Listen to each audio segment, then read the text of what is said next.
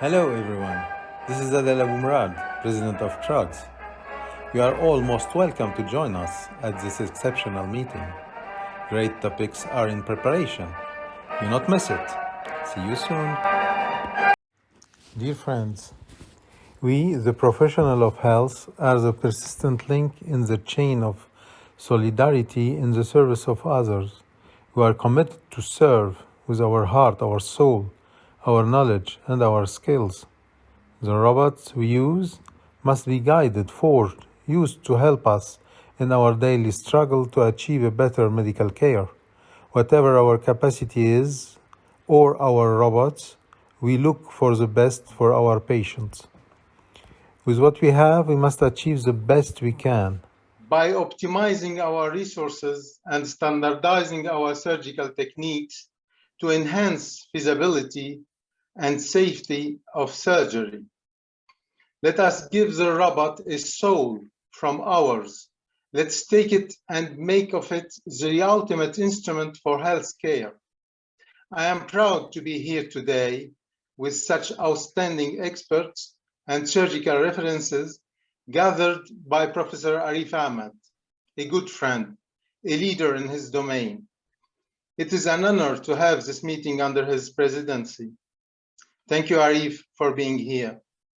Yes. I want also to thank all the speakers and chairmen for their time and for sharing their savoir-faire, as we say in French, their skills. We are grateful. So I declare open the 5th meeting of TROGS. Ladies and gents, this meeting is under the presidency of Professor Arif Ahmed, one of the major pillars of TROGS. I keep for myself the privilege introducing him. Dr. Arif Ahmed is FACS. He is the Director of Robotic Surgery Center of Excellence and Director of Bariatric Surgery Center of Excellence at Mother Northwell Health. Also, he is the Fellowship Director for Minimally Invasive Surgery Fellowship at Long Island Laparoscopic Surgery. He is in private practice, and he is Clinical Assistant Professor of Surgery at Stony Brook University School of Medicine. MBBS, 1985, FRCS Edinburgh, 1988, FRCS England, 1919, Harvard Fellowship, and University of Connecticut Residency, 1995-2000, Fellowship MIS, University of Virginia, 2001. He started laparoscopic gastric bypass and advanced laparoscopic surgery since 2001. He has been doing robotic surgery, including robotic bypass. He completed more than 3,000 robotic cases. He got numerous publications in surgery and robotic surgery. Dear Arif, the mic is yours. Okay, thank you, Adel, for that great introduction. Appreciate it. I think that for the people from North America, many of us, are not aware of this organization, the TUGS, which TUGS stands for the Upper GI Surgeons, and TROGS is the robotic part of TUGS. This organization, the TUGS or TUGS, is at least 3,000 members strong in Europe. Is that right, Adel? It's nearly 3,500. If Alexander is here, he can confirm. And TROGS is a smaller component. 3,800. Sorry. 3,800. Okay, wonderful. And today we wanted to discuss and present. There are different robots available. In the United States, for clinical use, there's only one robot available, which is the Da Vinci intuitive robot. But we keep hearing about other robots, such as the Hugo by Medtronic, and then the one by CMR, which is the Cambridge one. And then we've heard a little bit about Senhance. And we wanted someone to present. You wanted to have a presentation from people who are experts or have had some experience with each of these different robots. And we have the privilege of having Dr. Felix here to give us a little bit of a history of the evolution of robotic surgery. So I'll have Dr. Ronaldo Oviedo present Dr. Felix to the audience, and then Dr. Felix can do his presentation, if you would, please. Ronaldo, if you can present Dr. Felix. Thank you, Arif. Good morning, good afternoon, good evening, everybody. Greetings from Houston, Texas, United States. It is my honor and pleasure to introduce someone that I admire and have learned a lot from, indirectly and directly, from international and national meetings. I'm talking about Dr. Edward Felix. He's very well known, not only in the United States, but across the world. He's one of the pillars of minimally invasive surgery. He's one of the pioneers of laparoscopy back in the 1990s. Dr. Felix is he was born and raised in Chicago. He obtained his degree in surgery at the prestigious University of Illinois at Chicago, at the NIHU School. And at the same time, he worked at UC, University of California, San Francisco, for a number of years. He was in Fresno. He was in charge of the minimally invasive surgery fellowship program. He has been publishing a lot throughout his career. He is responsible for some major landmark publications on the fields of minimally invasive surgery, including hernia, how to properly perform laparoscopic inguinal hernia, and other procedures. Dr. Felix has been an assistant professor at different institutions, and he is actually one of the editors of Surgical Endoscopy, which is the prestigious journal of SAGES, the Society of American Gastrointestinal Endoscopic Surgeons. And he also is one of the editors of General Surgery News, a well-known publication that we all follow and read. So Dr. Felix, it's my pleasure to introduce you, and please enlighten us with your talk, Evolution of Robotic Surgery. The podium is yours. Thank you. I'm going to go ahead and share my screen and see if it works. Let me minimize this. Can everybody see my screen? Looks good. We can see it, Ed. Okay, it is really my pleasure to wake up early in the morning and give this talk. Robotics for me now has become something I'm very interested in, because I think it is the future of surgery, and it's something that's going to be here for long after I'm gone. So I wrote a little piece on robotics, and let me start it off. Those who know the past cannot understand the present and cannot shape the future. So you must know the past. History repeats itself, so you may want to pay attention. So I know this may be boring to some of you, but I think it is important to understand the history of robotics, to understand where we're going, as well as the history of laparoscopy, because that's the basis of robotics. If we look at the original meaning and origin of the robot, it makes sense why a robot would be a perfect surgical assistant, and that's my opinion. In 1921, Karel Čapek, a Czech playwright, coined the term robot to refer to mechanical men that were built to work on an assembly line. But if you've seen the play or the movie, unfortunately, they rebelled against their masters. They weren't very good robots in those days. Then in 1942, Asimov, a science fiction writer, took a more positive attitude toward his fictional robots, making them helpful rather than evil. And he coined some laws, and two of those laws apply to our robots in surgery. A robot may not injure a human being, or through action or inaction, allow the human being to come to harm. So that is our basis of our robots. A robot must obey the orders given it by the human being, except where those orders would conflict with the first law and cause harm. So in other words, safeties have to be built into our robots. So if we as surgeons make a mistake, the robot will not follow our mistake. There are three kinds of robots. Active ones, which work autonomously, which now are only experimental. We can discuss that if we want to in the discussion period. The semi-active, which are programmed but allow the operator to complement the actions. And the master slave, and that's what our robots in surgery are to now, that lack pre-programming and are dependent on the operator. So the master slave model is our model. The master slave model is the contemporary model for today's surgical robots. This may change, however, and I think will change as the future becomes evident. The first advanced modern robot was in 1958 at Stanford Research Institute. It was named Shaky because it was wobbly, clattering around the room. It might be considered the great-grandparent of today's steady-handed medical robots. In 1987, the collision of two research groups occurred, one originally from our government and the other, the SRI from Stanford. Their initial aim was to build a system that can aid the wounded on the battlefield. We really have to give credit to an American, Richard Satava, who was a colonel in the Army who joined with SRI for the development of telepresence surgery system that was first meant to do only open surgery, not laparoscopy. But fortunately, in 1989, Satava watched a film from France of a lap chole and came to the idea that no, this platform was better suited for laparoscopic surgery.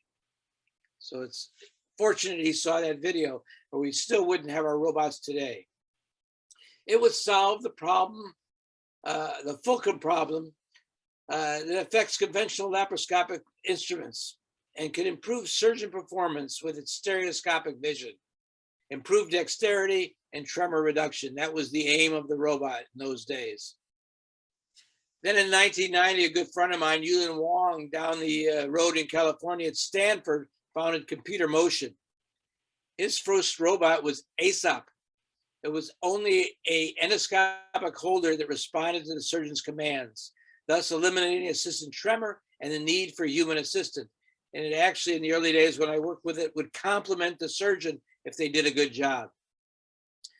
It was the first FDA-approved surgical robot and the first voice-controlled equipment to be utilized in the operating room. In 1996, Computer Motion introduced Zeus, a robotic system that combined the camera holder with laparoscopic instrumentation. In 2001, and some of you may have been around then, a transatlantic cholecystectomy was performed with Zeus, proving telesurgery using a robot was possible. And that's probably the most expensive cholecystectomy ever done. Fred Maul, who is known to many of us, who was actually the inventor of the safety trocar and then of the balloon and origin for laparoscopic hernia repair, in 1995 decided to get into robots.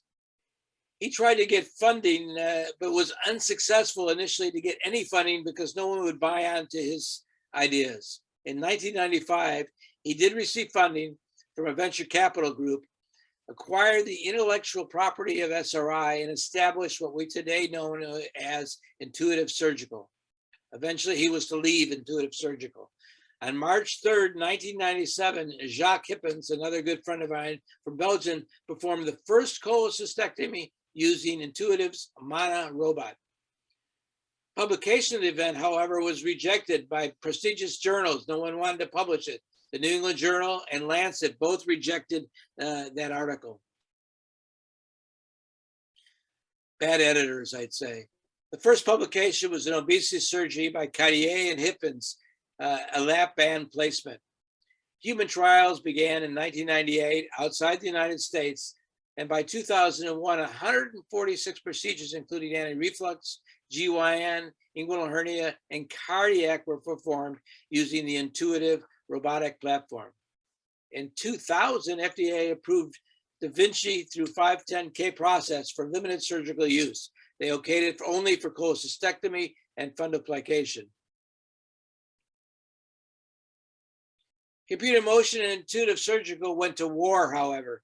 There were no guns involved, no bombs, but many, many lawyers and a lot of expense. A 3-year battle over the patent infringements began in the courtrooms.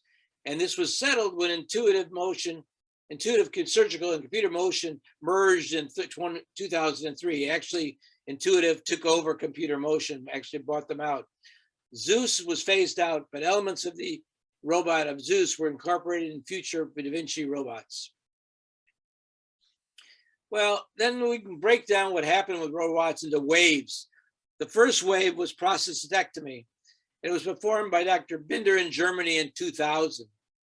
And then in 2002, Menon in Detroit reported in the Journal of Urology a series of cases, and more importantly, a way to successfully teach the robotic approach to surgeons who had previously only performed open prostatectomy. So that was very important because he came up with a method of converting open surgeons to laparoscopic or robotic surgeons.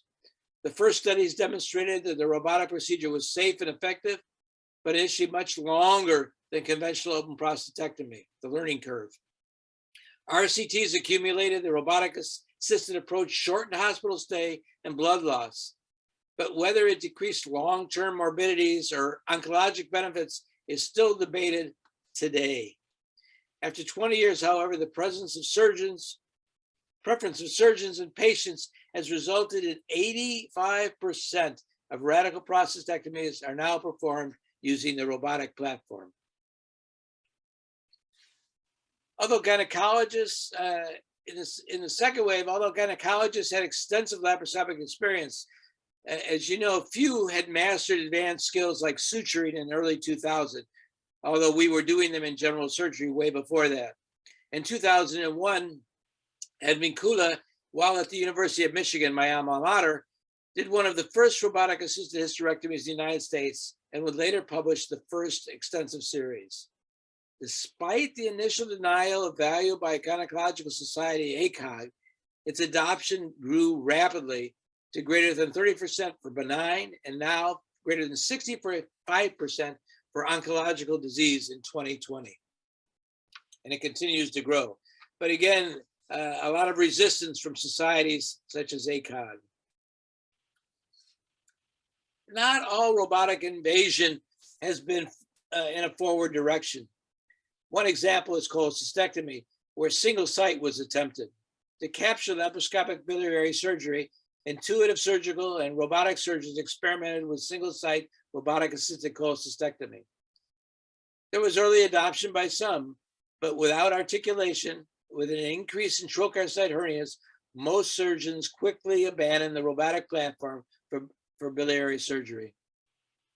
Surgeons learned that the robotic platform must be equal to or have advantages over the laparoscopic platform, and it must be cost effective if it is to have value and being reimbursed by hospitals as well as insurance carriers and the government. Robotic invasion, as all of you know, has not been uniform. By specialty, surgical adoption was slow in general surgery compared to urology and gynecology. By affiliation, many private hospitals, as some of you are private surgeons as I was, have adopted robotics, whereas in academics, it's fallen and it's been behind. Just as early days in laparoscopy, the academic institutions did not adopt laparoscopy, and by region and by hospital. So in some cities like New York, the added value of a robotic assistant was not apparent to the majority of general surgeons. That is rapidly changing, as you will see now with the new wave. Robotic, let's talk about each specialty. Robotic colorectal surgery. The first colon was actually done in Texas by Gomez in 2000. And then a friend of mine who is also the editor-in-chief of the Endoscopic Journal, Dr. Mark Talamini at Hopkins, and Dr. Guglianti in Italy, a few months later did colon resections. They were performed using the original Da Vinci Robot from Intuitive, but adoption was slow because of docking logistics and the need to utilize conventional laparoscopic staplers and energy sources really inhibited many from taking up robotic colectomy.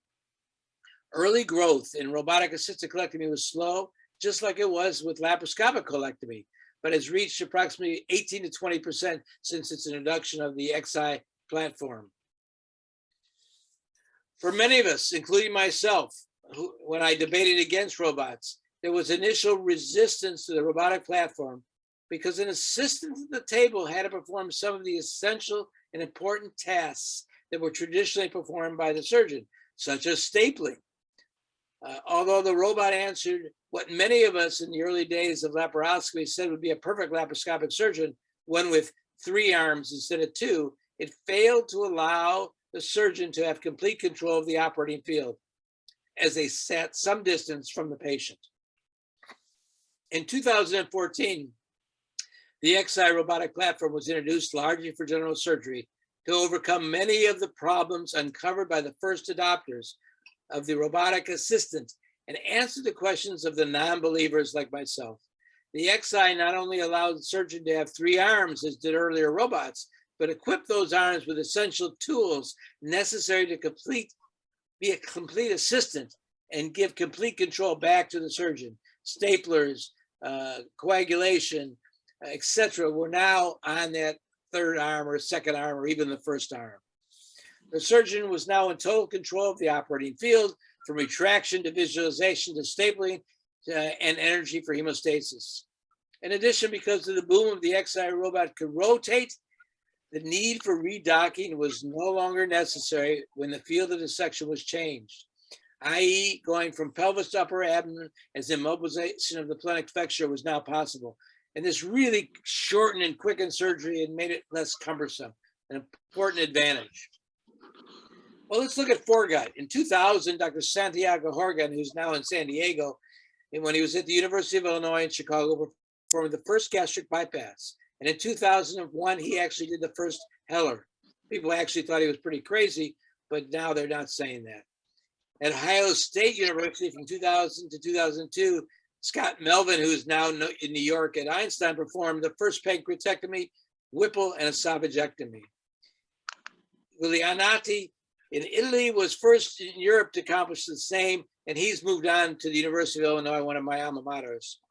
The reaction at ACS was amazement, but most of the audience did not seem impressed.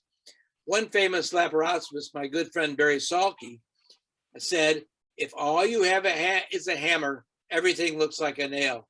So the mood against the robot back then in the early 2000s was not very good. Like robotic assisted colon resection, it took improvements in the robotic platform and a second wave of pioneers to demonstrate the value of robotics in foregut and HPB. Let's move on to one of my loves, which is inguinal hernia.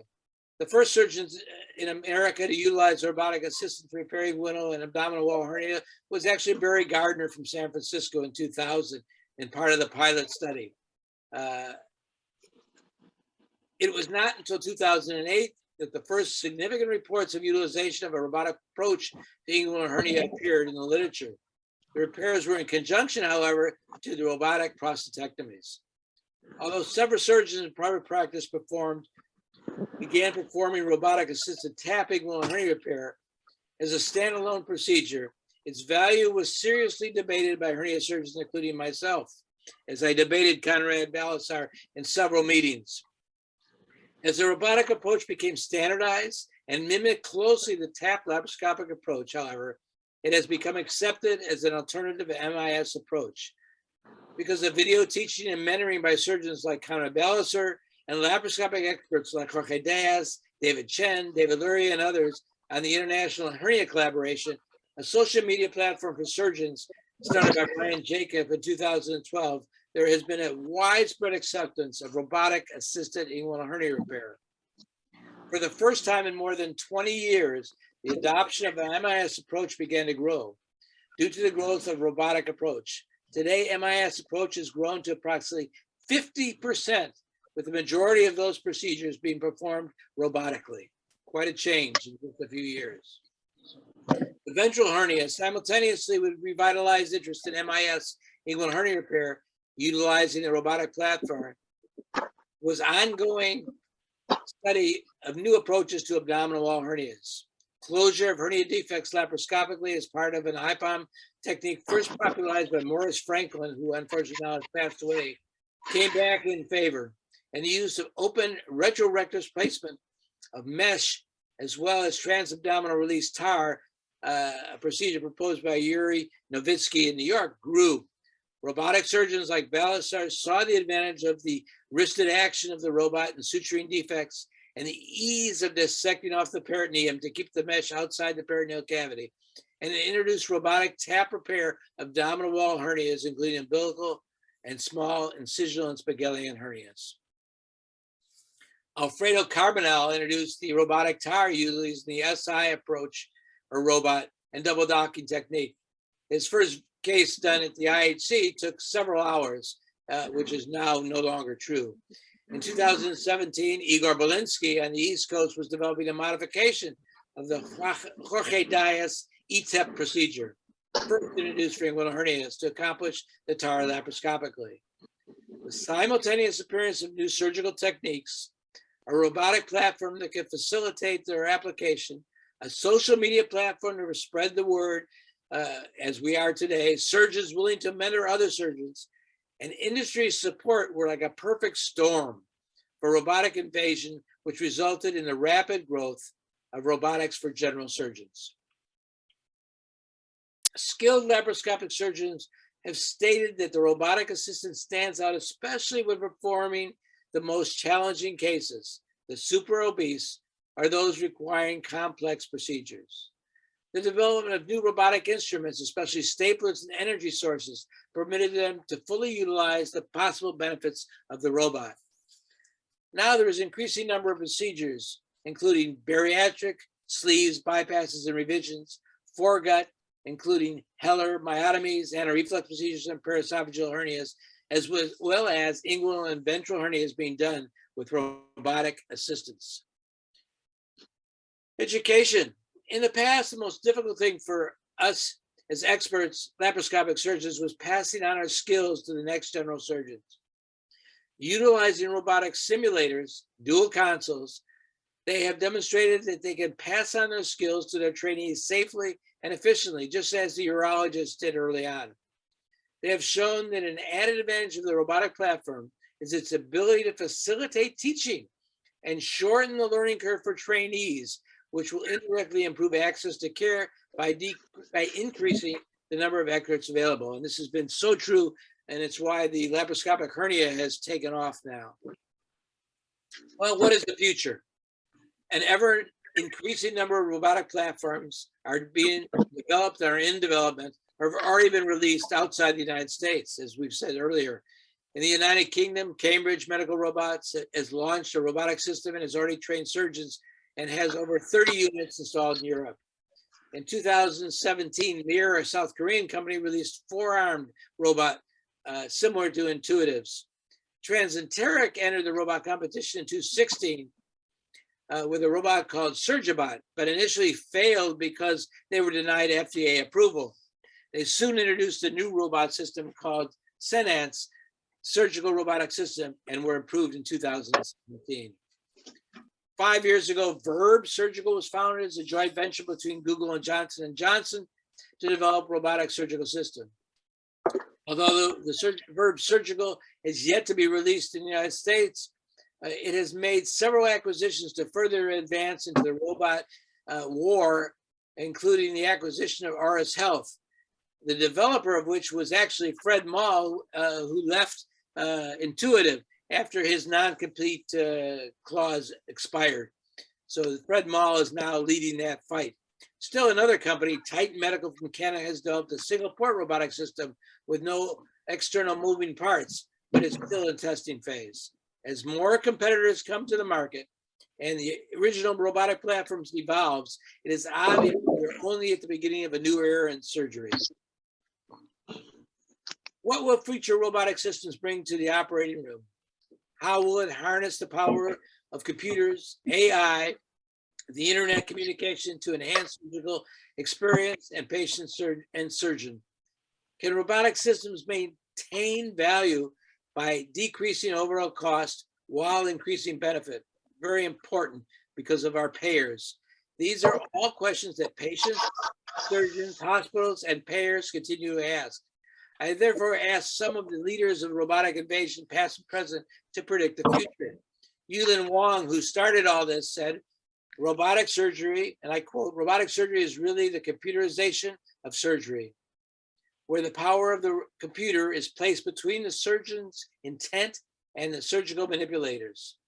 The robotic surgical system will become more and more of an information and communication hub for surgical procedures.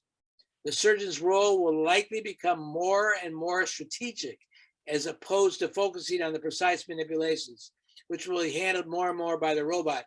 And in fact, there is now a group at Hopkins who has shown that they can do a totally robotic driven anastomosis better than an expert can do laparoscopically, but that's still in the study phase. Gary Goodhart from Intuitive, as robotic assisted surgery continues its growth and acceptance, the focus moves to not only advancing core robotic capabilities, but also integrating tools, data, and services around the robotic system to drive towards better, more predictable patient outcomes, better experiences for patients, better experiences for their care teams, and ultimately a lower cost of care, which will be essential if we are to adopt robots and replace laparoscopy. Mark Talamini, as you know, was one of the pioneers, and he quoted and said, "I believe we will migrate to more cost-efficient robots designed for specific types of procedures in specific anatomic regions as opposed to one general machine assisting with all types of surgery. Surgery will also be enhanced by more powerful and real-time imaging modalities and artificial intelligence-driven automation, but this will come in stages, and that's exactly what's happening." My friend Conrad Balasar, who's very interested in teaching, and said robotic surgery will completely change the game for residents and postgraduate trainees, enabling them to become proficient in MIS procedures ranging from the most basic to the most complex procedures. And he has shown that in videos where he has residents do these complex procedures. Well, what do I say? The future will be based on lessons we learned from the past. So let history be your mentor, and whether it's in laparoscopy, open surgery, or robotic surgery. Thank you very much for allowing me to talk today. Well, thanks a lot. Thanks a lot, Ed. I really appreciate you doing this wonderful presentation for us. And I think that you were a very good choice to talk about the history with your long involvement with surgery in general and your role as an educator of all surgeons in the United States, you know, in the present time. And I even remember in my own memory, you know, where when we first started talking about robots, you know, someone described it as technology looking for an application, rather than now we find that it's an indispensable tool that will only get more and more useful as it advances. So I'm going to invite the next speaker, and that's Dr. Trivedi, who's going to tell us about the Senhance robot. We'll have one of the chairmen introduce Dr. Trivedi. Is Rodolfo, maybe you can. Excellent, thank you. I just want to confirm the other chairman, Robert, is he available? I don't see him on here. Okay, I'll be happy to introduce Dr. Trivedi. So it is also my pleasure to introduce Dr. Amit Riveri. He is the chair of the Department of Surgery at Hackensack Meridian Health in Westwood, New Jersey, in the state of New Jersey in the United States.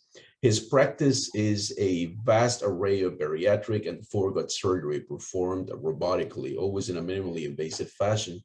He's an expert at using both the Da Vinci system and also the Senhance system, which is something interesting that we all need to learn about. And so I'm glad Dr. Felix mentioned the Senhance system as well. So he completed his fellowship training in minimally invasive and bariatric surgery at Hackensack Medical Center, and he's been in private practice since then. So Dr. Trivedi, please enlighten us with your talk, the Senhance robot. Thank you. Oh, thank you for inviting me here. This is something that I'm very excited about. And you know, I'm just going to share my screen, and we have a lot of stuff to talk about. I have a tight 20 minutes to do this, and I have a lot of videos, so it'll be good. So thank you for that introduction. And you know, as we just heard, there are robots coming everywhere, including even hair restoration. So it's going to be our future. And that brings me to my hospital, Pascack Valley Medical Center, which is a subset of a main university hospital, where I've been since residency training, essentially, and been doing a lot of robotic surgery with the Da Vinci system. And about 5-6 years ago, they asked me to be chair here at this hospital that they just acquired. And it's a small suburban hospital, only 126 beds. And I knew that if the hospital was going to succeed, the next step was going to be robotic surgery and bring that in. And at that time, and still to this day, the only two FDA approved robots that are available in the United States are the Da Vinci system and the Senhance. And quite simply, this hospital could not afford the Da Vinci system. So I said, well, we're going with the Senhance. And this is the Senhance system. And for many of you, this may be the first time you might be seeing this system. It was FDA approved in 2017. And you can see here on the picture, it's got 3 arms released in the United States. If you're outside the United States, there's 4 arms available. It's an open console concept where you just sit and look at a big screen. Right now, it's straight stick instruments, so it's laparoscopy sitting down. And the good thing and what makes this affordable is that you use your own trocars and your own camera system. So we have our trocars in the hospital that we use for laparoscopy, and we have a Stryker 1688 system that we use, and that allows me to bring in things like ICG that are not available on this particular robot inherently, but I can use it integrated without any difficulty because it's part of the camera system. And the instruments that come with the system are fully reusable. In fact, the same set of instruments that I purchased back in 2019 when we started our program are the same ones that we're using now. Wash and use it again. And it comes in 5 and 3 millimeter instruments. And a couple of unique features, and I'll show you all the features here. One of them is haptic feedback, where you actually feel the resistance against tissue on your handles. And they did recently get FDA approval for 5 millimeter instruments. Now, my problem was that at this hospital, I had less than a 400 square foot operating room. So we put it in there, and this is our tight room here, and we make it work. So what's the operation actually look like? So here's a video, and you can see I'm sitting fairly ergonomically here, and it's just elbow support and grabbing laparoscopic type handles, looking at a big screen here, and operating. So I'll run this video, and you can see how pretty open the room is despite having all of this equipment here. And the arms are cantilevered over the patient. So it's actually nice, and there's plenty of room for assistance. And that's how we do an operation with the system. But we don't have 20 years of a history with this procedure. So when you start out, there was no playbook to say, how do you do a right inguinal hernia repair? So here we are figuring it out. And my practice is mainly bariatric. So here's what we did with sleeve gastrectomy. But since the system was built on the foundations of laparoscopy and the movements are laparoscopic, essentially, the trocar placement's pretty much similar. So if we ever wanted to convert, we just walk up to the table and it's the same trocars, or very similar to where we've been used to. This is the sleeve assistant procedure, position. You can actually see that there's room around the patient to get the assistant in. And for the first time in robotic surgery, I actually had anesthesia within the line of sight. Usually with the other system, I never really got to see our anesthesia colleagues, but this was more open. But everything's a little bit different. So even instrument attaching, I'll show you this quick little video. But basically, nothing's attached to the trocar. You can see here in the picture that the trocars are essentially regular trocars that we have in the hospital. And this is Dr. Wong, my partner and former fellow, magnetically attaching this ultrasonic 5 millimeter device to the trocar. And she's just going to bring that in and leave it where she wants to. And then we do a quick fulcrum, which takes 2 to 3 seconds, and that's it. And now the instrument's ready to use and ready to go. No attaching to the trocars, just any trocar can be any instrument, basically. Moving the camera is also very different. This system actually has a built-in eye tracker. Now this eye tracker, you can see right here on the screen, it's the red dot and the bar underneath the monitor.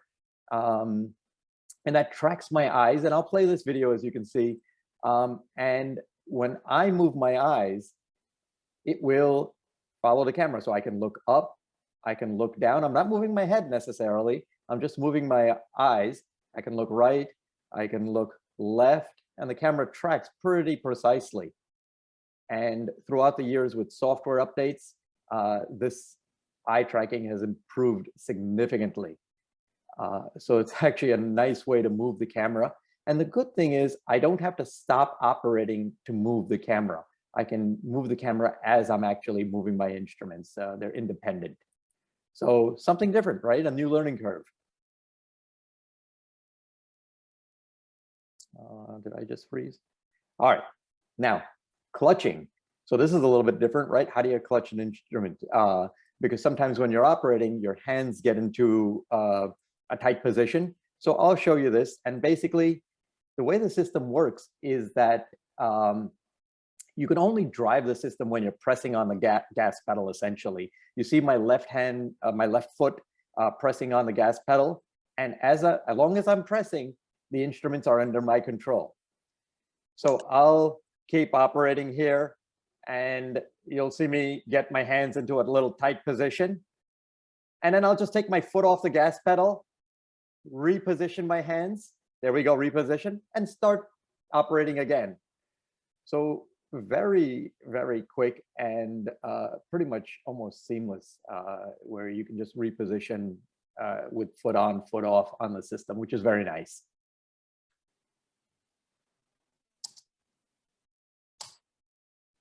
Let's see if I'm stuck a little bit here.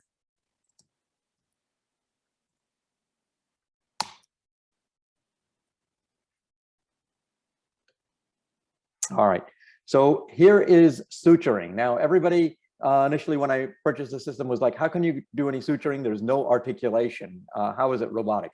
Well, it's a little bit different. So what happens here is you can see a close-up of my hands. There's actually a dial. And this dial, even if I keep my wrists in neutral position, I can spin this dial with my index finger, and it turns the instrument infinitely in 360 degrees. So I can keep going and going. So I'll show this quick video. And you can see I can place my needle and then just turn the dial.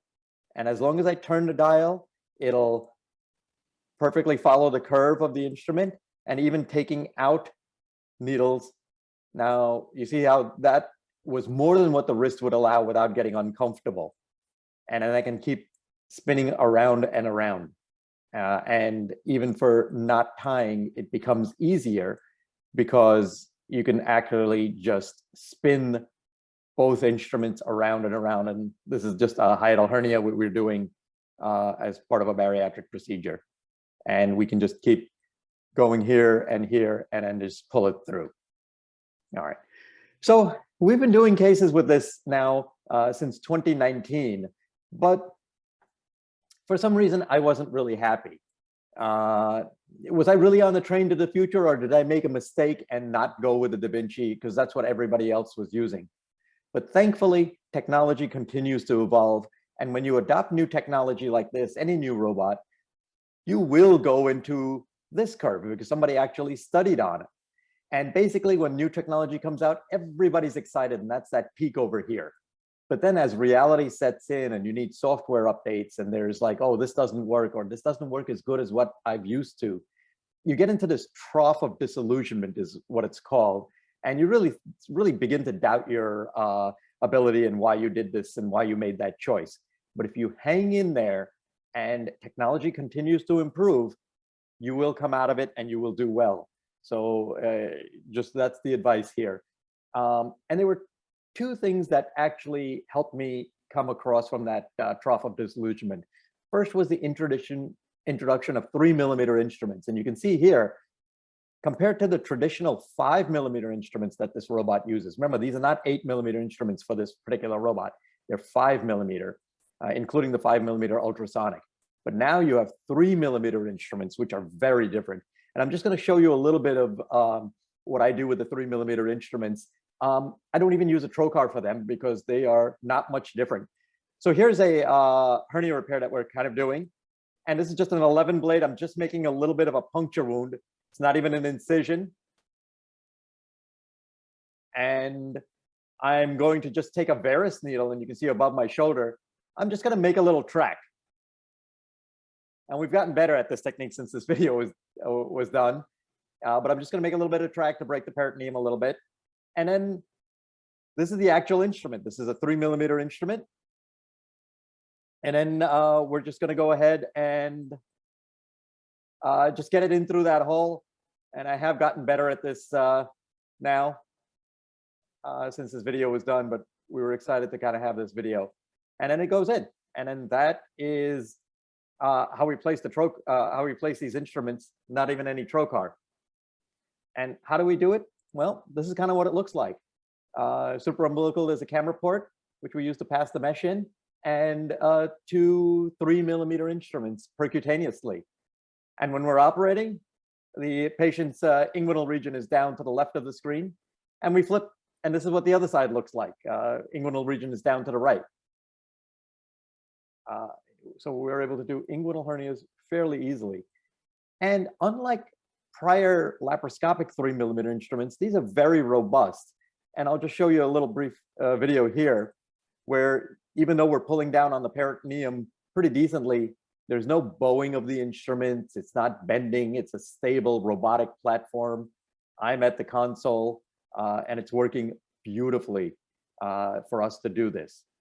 And even 3-millimeter suturing becomes easier with the full rotation of the dial. And you can see here, we can actually just pass suture very easily and just keep stitching over and over to close the peritoneal defect. It's actually very nice. And again, it's zoomed in, but these are 3-millimeter instruments.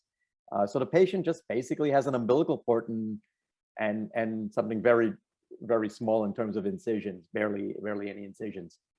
The other thing, and this is the major breakthrough that really sets this apart for me, is the recent introduction, March of 2020, of course, pandemic times, of what's called the Intelligent Surgical Unit, or ISU.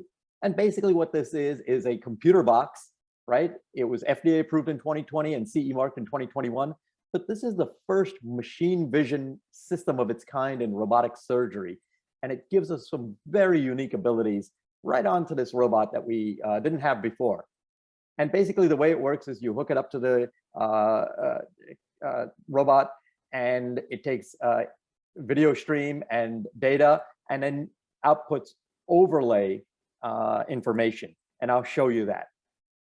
But what it does is it gives us the ability to write apps, because the entire field that the robot sees is now digitized, similar to what self-driving cars are doing. They're digitizing the outside world. It's not a direct feed from the video camera. It's a digital feed.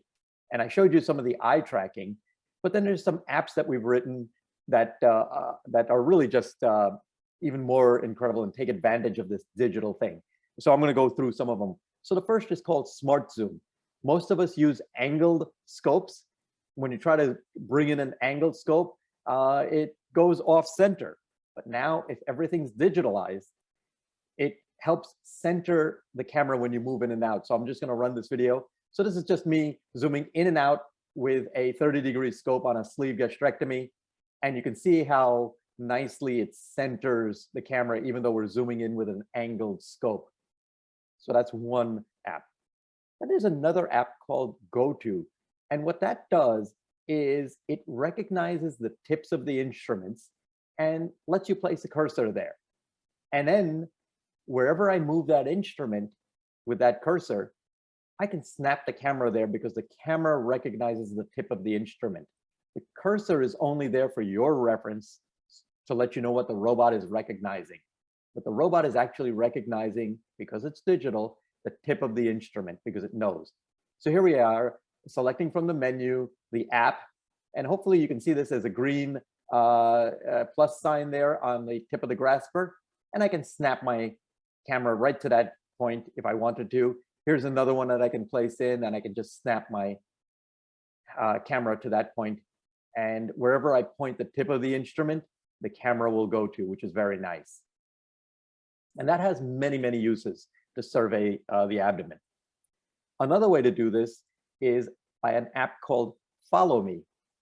And similarly, the app will recognize the tip of the instrument, but this time, instead of snapping the camera, wherever I move the instrument, the camera will follow. And this is, again, great when you're starting off. You can point out to everyone in the room and the residents, here's the cursor. And now I'll just activate the app, and wherever I move the cursor, the camera is following very smoothly. And this is a great way to survey the abdomen before you start a procedure and point out whatever you need to point out to. And the camera's moving fairly rapidly in real time. All right. But then we got to the next generation of apps that really take advantage to this. And this is something called point-to-point measurement. And it's real-time dynamic point-to-point measurement. And the app menus changed a little bit, so I zoomed into the screen. And basically, this is a sleeve gastrectomy we're doing. I'm gonna just demonstrate it. You can see the app menu that I just pulled up on the left-hand side of the screen. And you can see our apps there. And I'm gonna select the point-to-point measurement app. And it'll give me 2 dots at the tips of my instruments. And wherever I move those, you get a real-time measurement. And you can see here the 3.9, 4.2 centimeter measurement. And I can use this and call this up during any surgery in real time. It's dynamic. As fast as I move my instruments, the measurement updates. And you can imagine the implications of this when we can say, okay, I really measured 4 centimeters or 6 centimeters or whatever you do from the pylorus and document it.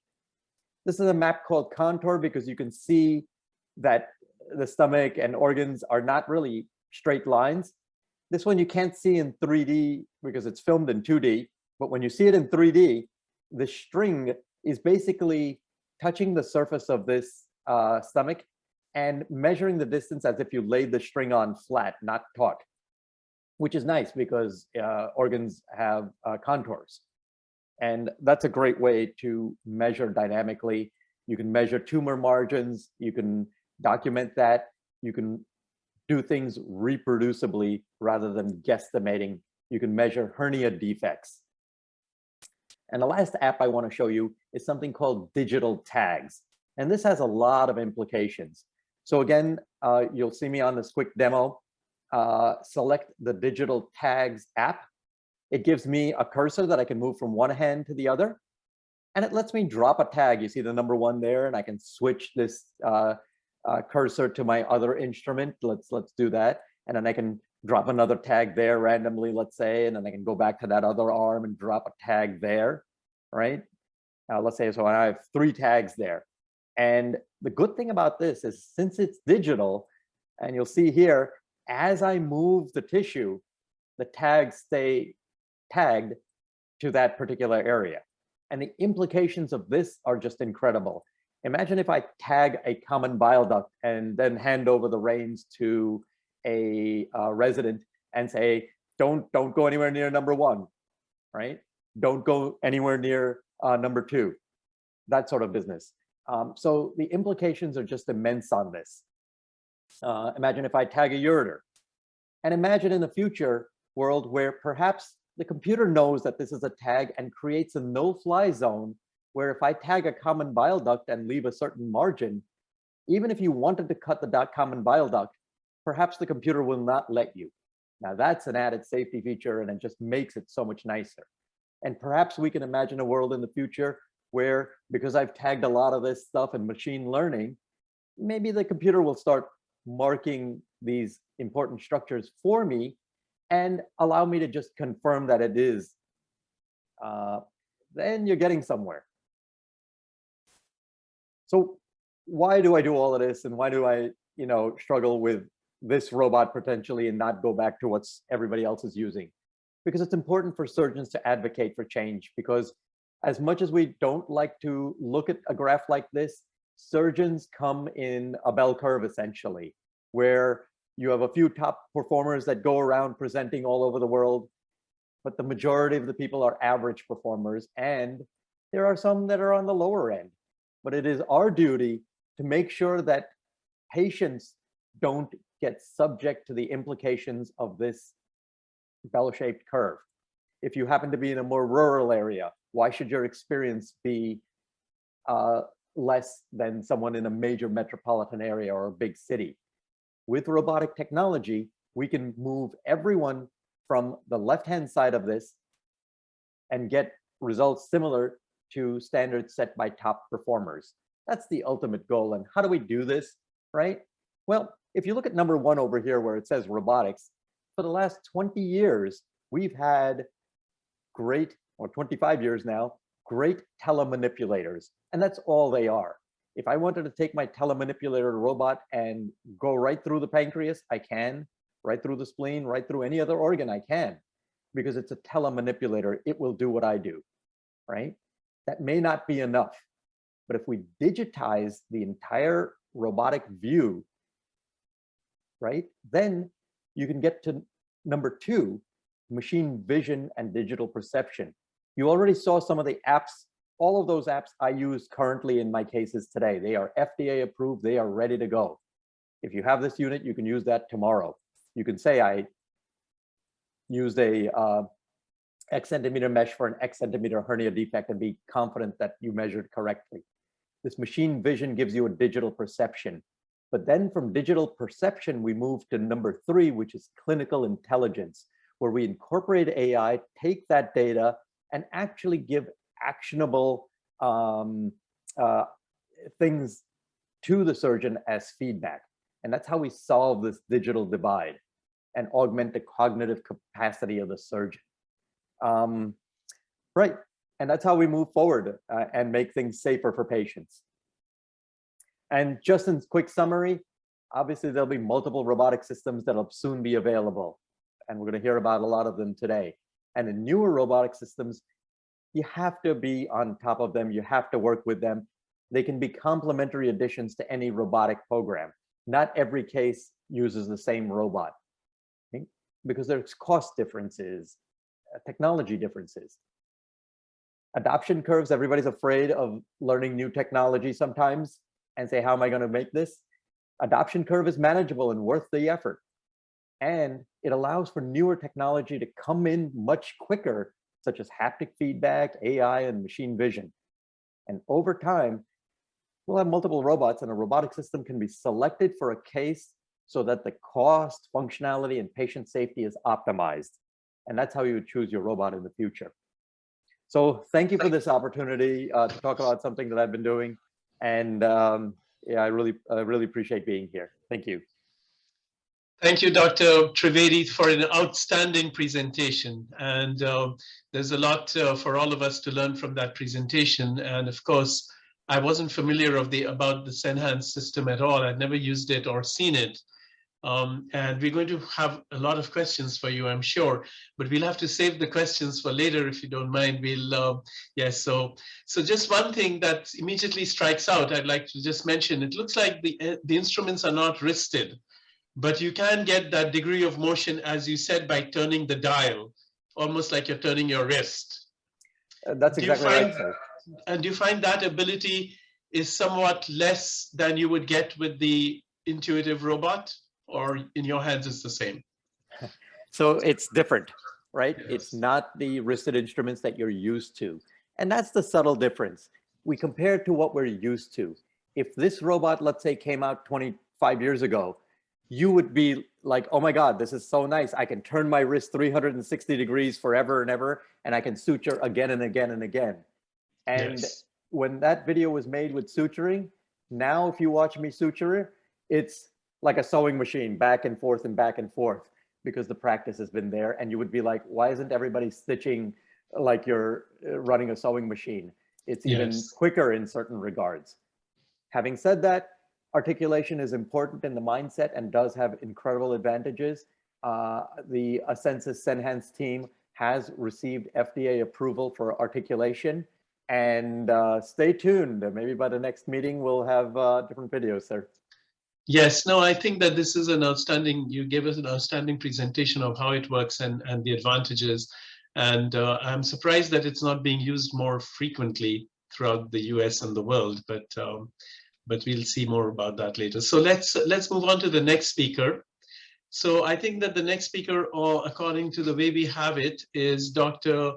Jorge from Chile, Santiago, Chile. He's the one to have done the first robotic assisted Roux-en-Y gastric bypass using the Hugo robot, which is the Medtronic's robot.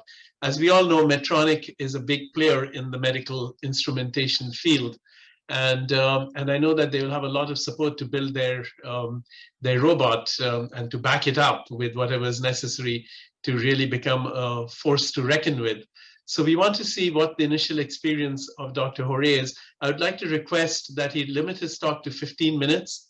and more with the actual video of the presentation, because Dr. Gangemi, who is also going to talk about the Hugo robot, has the next 15 minutes, and we want to stay on time.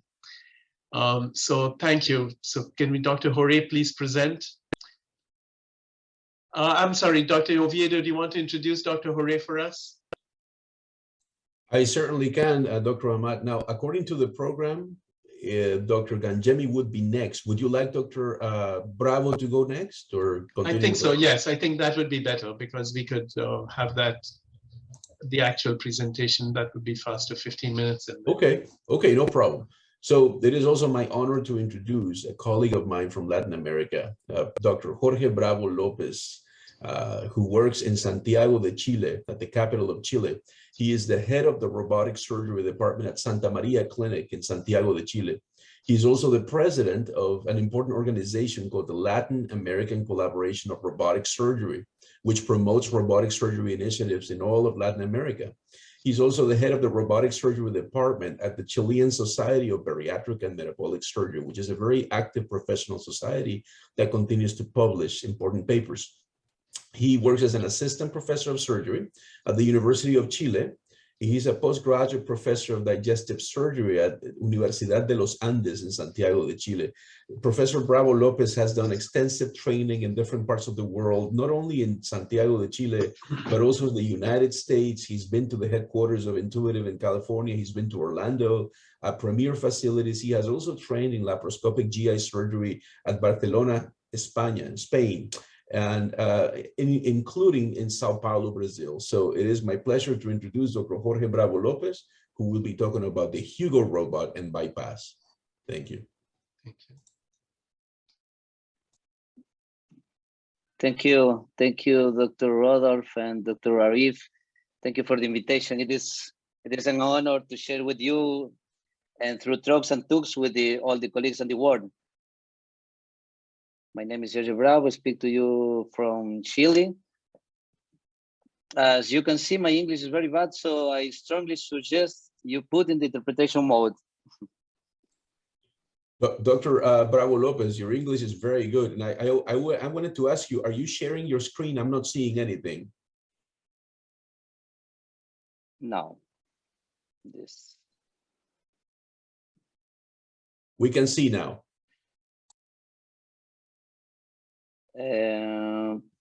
This, okay.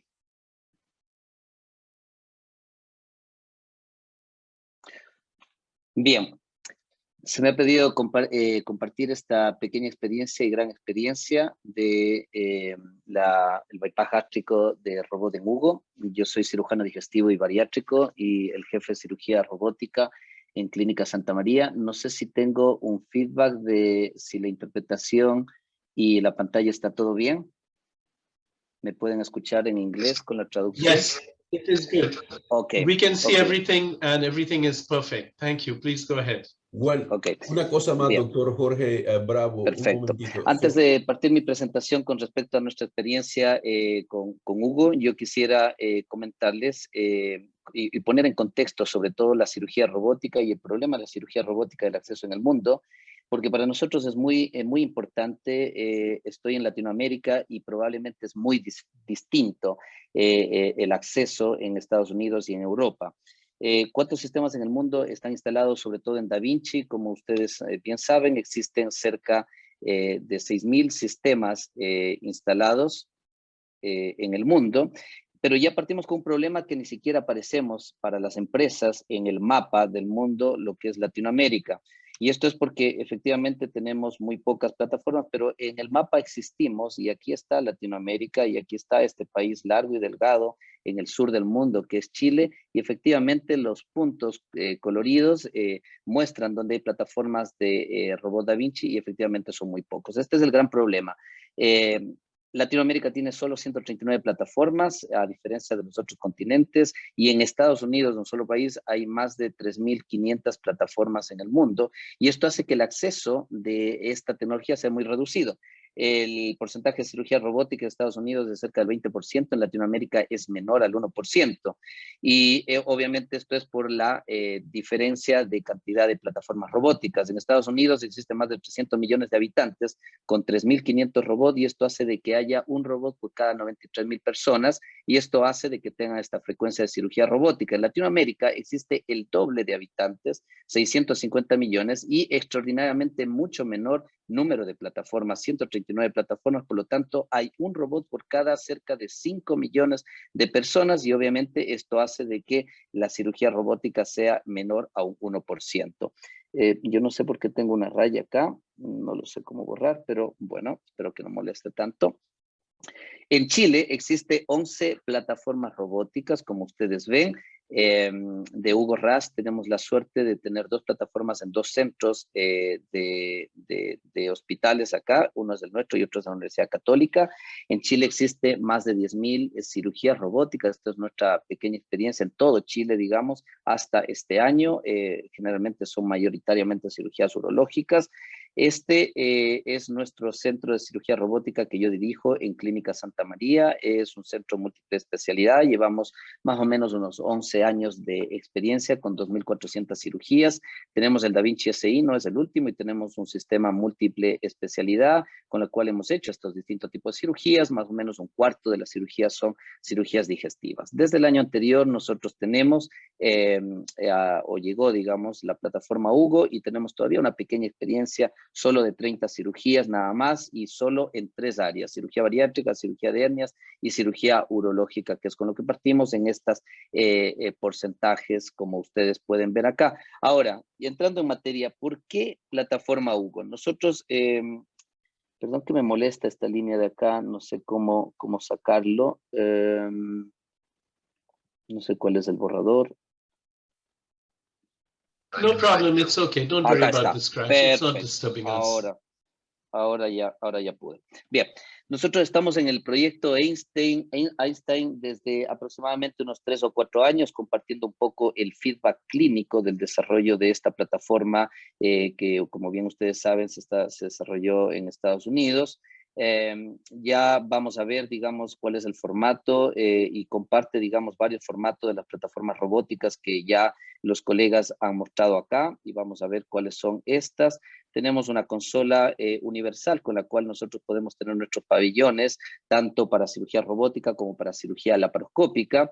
Como vieron, la consola es abierta, al igual que Senhance, y esto, a mi modo de ver, democratiza un poco la experiencia de la cirugía robótica y del 3D a todos nuestros colegas y a todo nuestro equipo quirúrgico, y esto yo creo que es bastante bueno.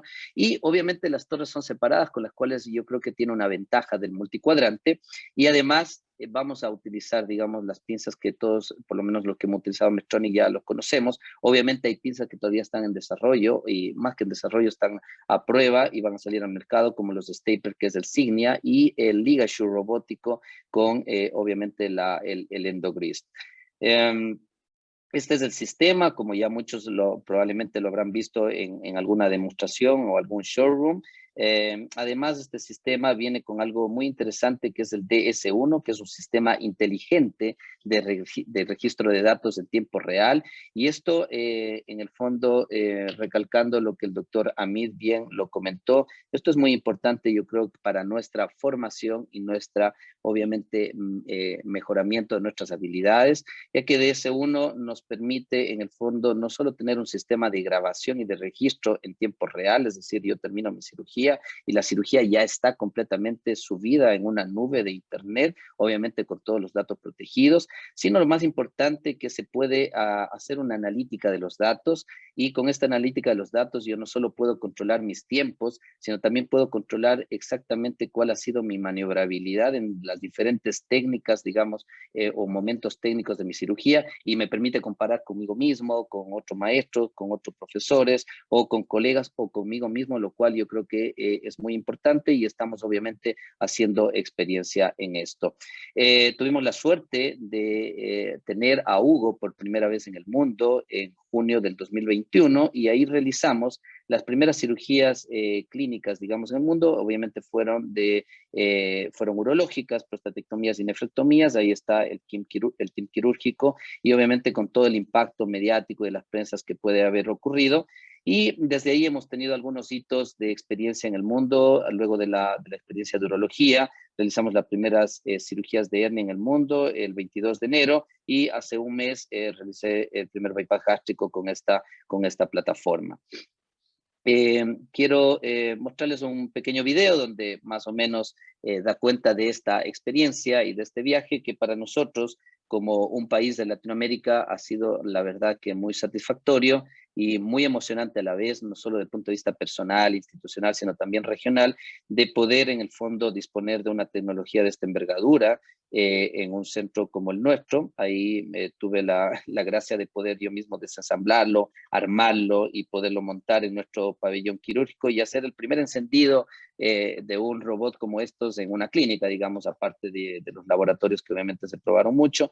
Ya vamos a ver que el joystick es un poco diferente a lo que estamos acostumbrados con Da Vinci, es un poco más parecido probablemente al Senhance. Ahí están más o menos los hitos de las primeras cirugías. Este fue la cirugía de hernia y este es la cirugía del primer bypass que hicimos hace un mes. Este es mi team quirúrgico. Me asistió el doctor Ismael Kur, con quien trabajo, el doctor Contreras, el doctor Marín, que son parte de la unidad de cirugía bariátrica de Clínica Santa María. Esto fue una experiencia en el fondo en la cual tuvimos que entrenar demasiado, entrenar mucho. Todavía no, como bien decía el colega anterior, no hay un protocolo con que regirse ni nada con lo que hay que hacer y nosotros estamos haciendo el camino y tuvimos que simular mucho en laboratorio, en cadáveres, en muchos modelos inanimados antes de llegar a las primeras cirugías y han salido fantásticas, es una muy buena experiencia. Este es nuestro pabellón y esta es la cirugía del bypass gástrico. Como ustedes ven, hacemos un montaje frontal como si fuera un Da Vinci, por lo menos como yo realizo las cirugías bariátricas. Los tótems separados, este es el tótem de la cámara, este es el tótem de la mano izquierda, perdón, este es el tótem auxiliar.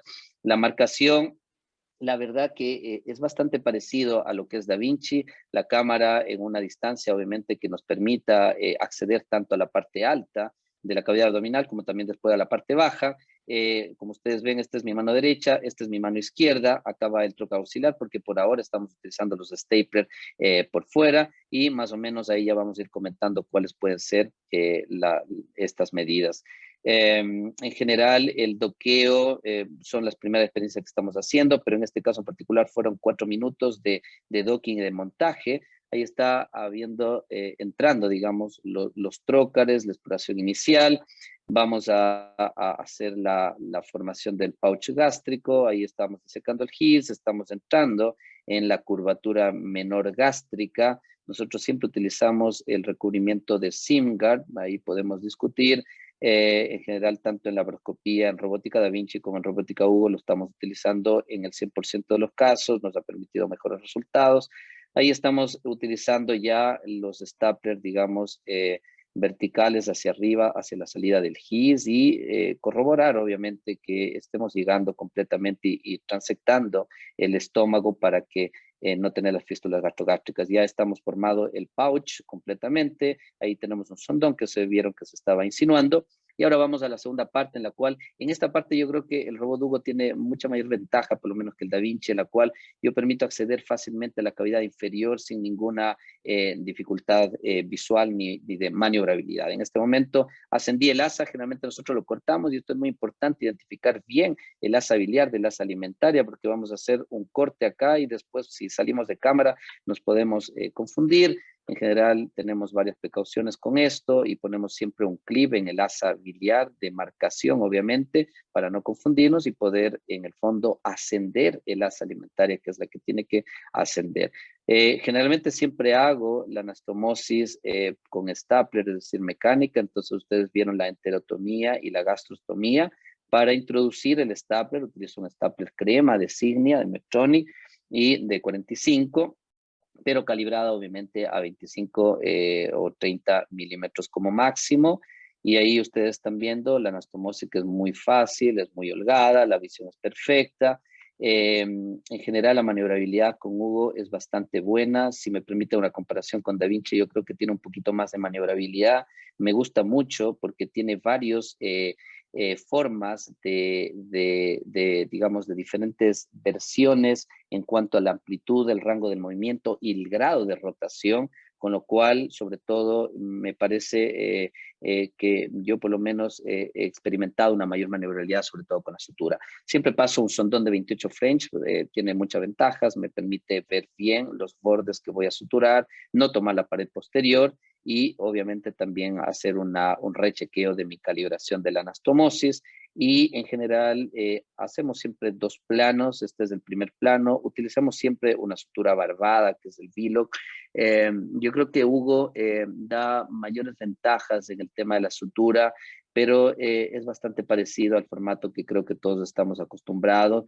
Me parece, vuelvo a repetir, que la maniobrabilidad con Hugo es un poco superior a Da Vinci por este tipo de diferentes formas, digamos, de la escalada del movimiento y de la rotación que yo puedo manipular en mi consola en cada o diferente parte de mi cirugía. Acá estoy yendo a la enteroanastomosis, estoy haciendo las enterotomías para introducir el stapler, también lo hago siempre, mecánica. Acá utilizo obviamente un stapler de 60, necesito que mi anastomosis sea amplia. Esta es la sabiliar y la alimentaria. Y obviamente esta parte también, para mi opinión, es mucho más fácil con Hugo que con Da Vinci, ya que Da Vinci, el multicuadrante, salvo que con XY, digamos, cuesta un poco más. Con Hugo me permite llegar con la misma facilidad a diferentes partes de la cavidad abdominal. Y como ustedes ven, ahí ya estoy completando de una manera bastante expedita la enteroanastomosis. Siempre hacemos una prueba de metileno. Y tratamos de hacer exactamente lo mismo en cirugía laparoscópica, cirugía robótica. En general, en nuestros tiempos de bypass son aproximadamente alrededor de 60 minutos. En este caso particular de Hugo, fueron 80 minutos de consola. Tratamos de hacer una cirugía sumamente tranquila, fijándonos bien en los detalles. Siempre Excellent. cerramos las brechas. Dr. Bravo, thank you for that excellent presentation. And we're very happy to see that, you know, the first Roux-en-Y gastric bypass with the Hugo robot. And it looks very interesting. While the video is playing, I just wanted to make 1 or 2 comments, and then we'll let Dr. Gangemi, because he has the other half of this presentation. I want him to be able to talk. So the main thing, I can see that the stapler, you don't have robotic, is that correct? You have to use the standard stapler. And it also seems like you don't have an energy source, is that correct? Sí, así es. Todavía, y eso es una de las limitaciones que tiene Hugo, y la empresa nos ha comunicado que a final de año va a salir con el stapler con el ligature robótico. Excellent. Thank you for that. Thank you for participating in this conference, and we really appreciate your input. Muchas gracias. And I would like to have people to save their questions for the end, and because we have to move on in the interest of time. So we'll ask Dr. Gangemi to present, and Dr. Oviedo will introduce Dr. Gangemi. Is that okay, Dr. Oviedo? Thank you, Dr. Ahmad. Yes. Dr. Bravo Lopez, I truly enjoyed your presentation. I really look forward to speaking with you later. Incredible technique, by the way. Congratulations. So it is now my pleasure to introduce Professor Antonio Gangemi from the University of Illinois at Chicago. Dr. Gangemi is part of the team, along with Professor Pier Cristoforo Giulianotti and others, who have revolutionized robotic surgery in the United States and in the world. He is the associate professor. He's an associate professor of surgery at the University of Illinois at Chicago. He is the associate program director for the general surgery residency program for the Department of Surgery. And he's also the director of bariatric surgery at a little company of Mary Medical Center. In addition, his role is that of an educator. He's the director of surgical residence training at the world-renowned Surgical Innovation and Training Laboratory, SITL, or SITL, at UIC. Professor Gangemi has had extensive training, including University Hospital Reina Sofia in Cordoba, Spain. He's trained in Italy, he's trained in Chicago. He's also had training at Harvard, on surgical education as an academician. So it is my pleasure to introduce Professor Antonio Gangemi to talk about his experience with the Hugo robot. Thank you very much, Dr. Oviedo, for your kind introduction, and thank also to Dr. Arif Ahmad for the kind invitation. It's truly a privilege to be here with you today. I'm going to keep my promise to stay within the 15 minutes, and therefore I'm going to start my timer on since the very moment that I start sharing the screen with you. A second.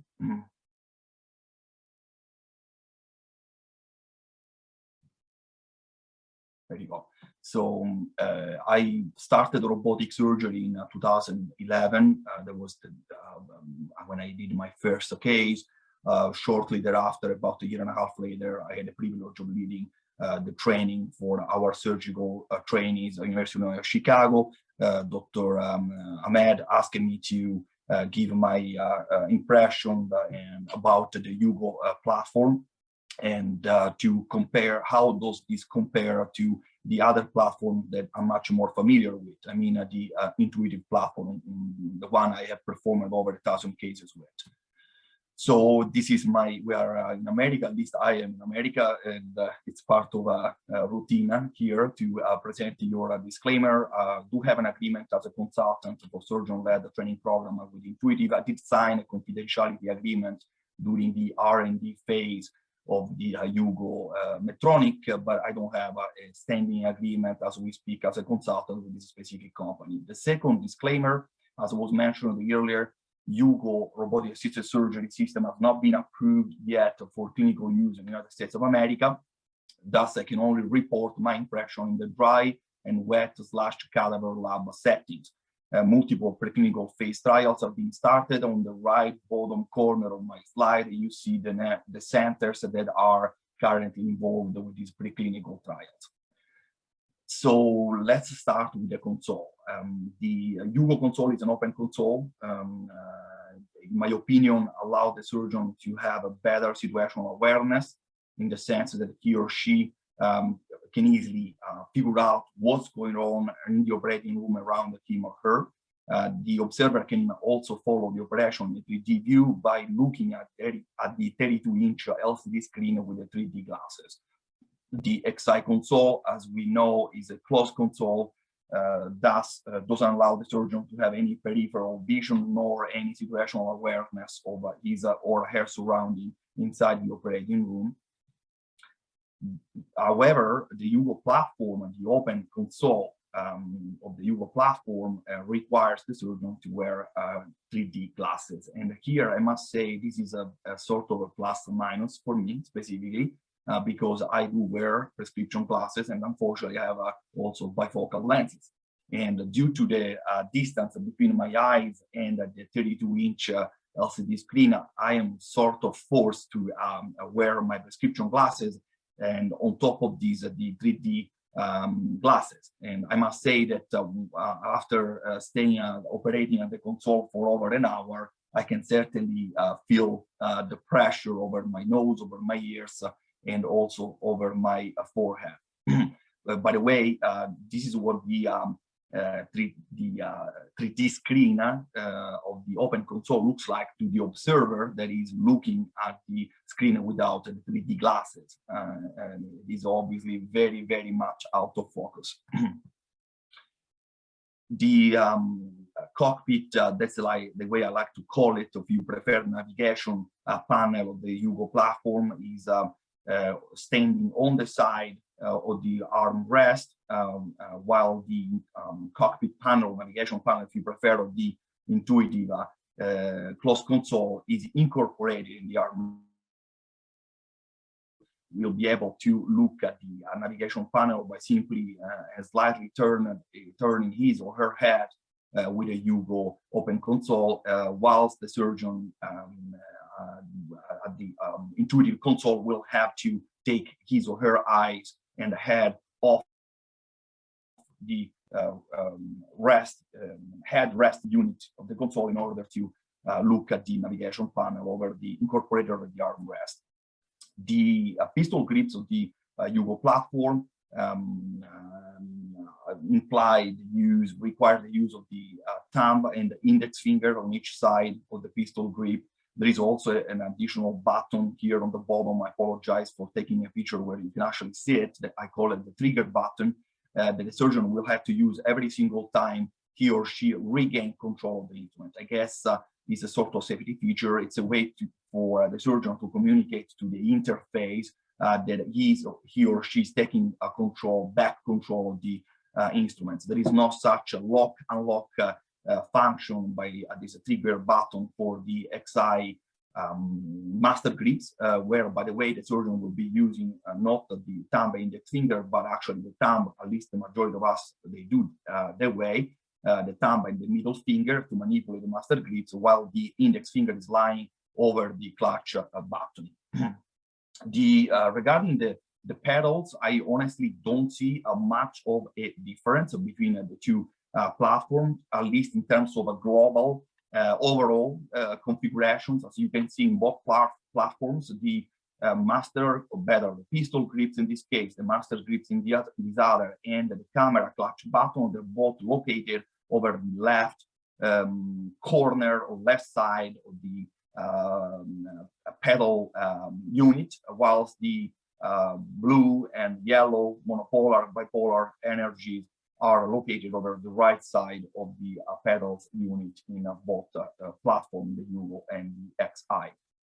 Regarding the tissue manipulation, I must say that I did not appreciate any real differences between the two platforms. I'm going to try to turn on this video so you can actually see the Hugo.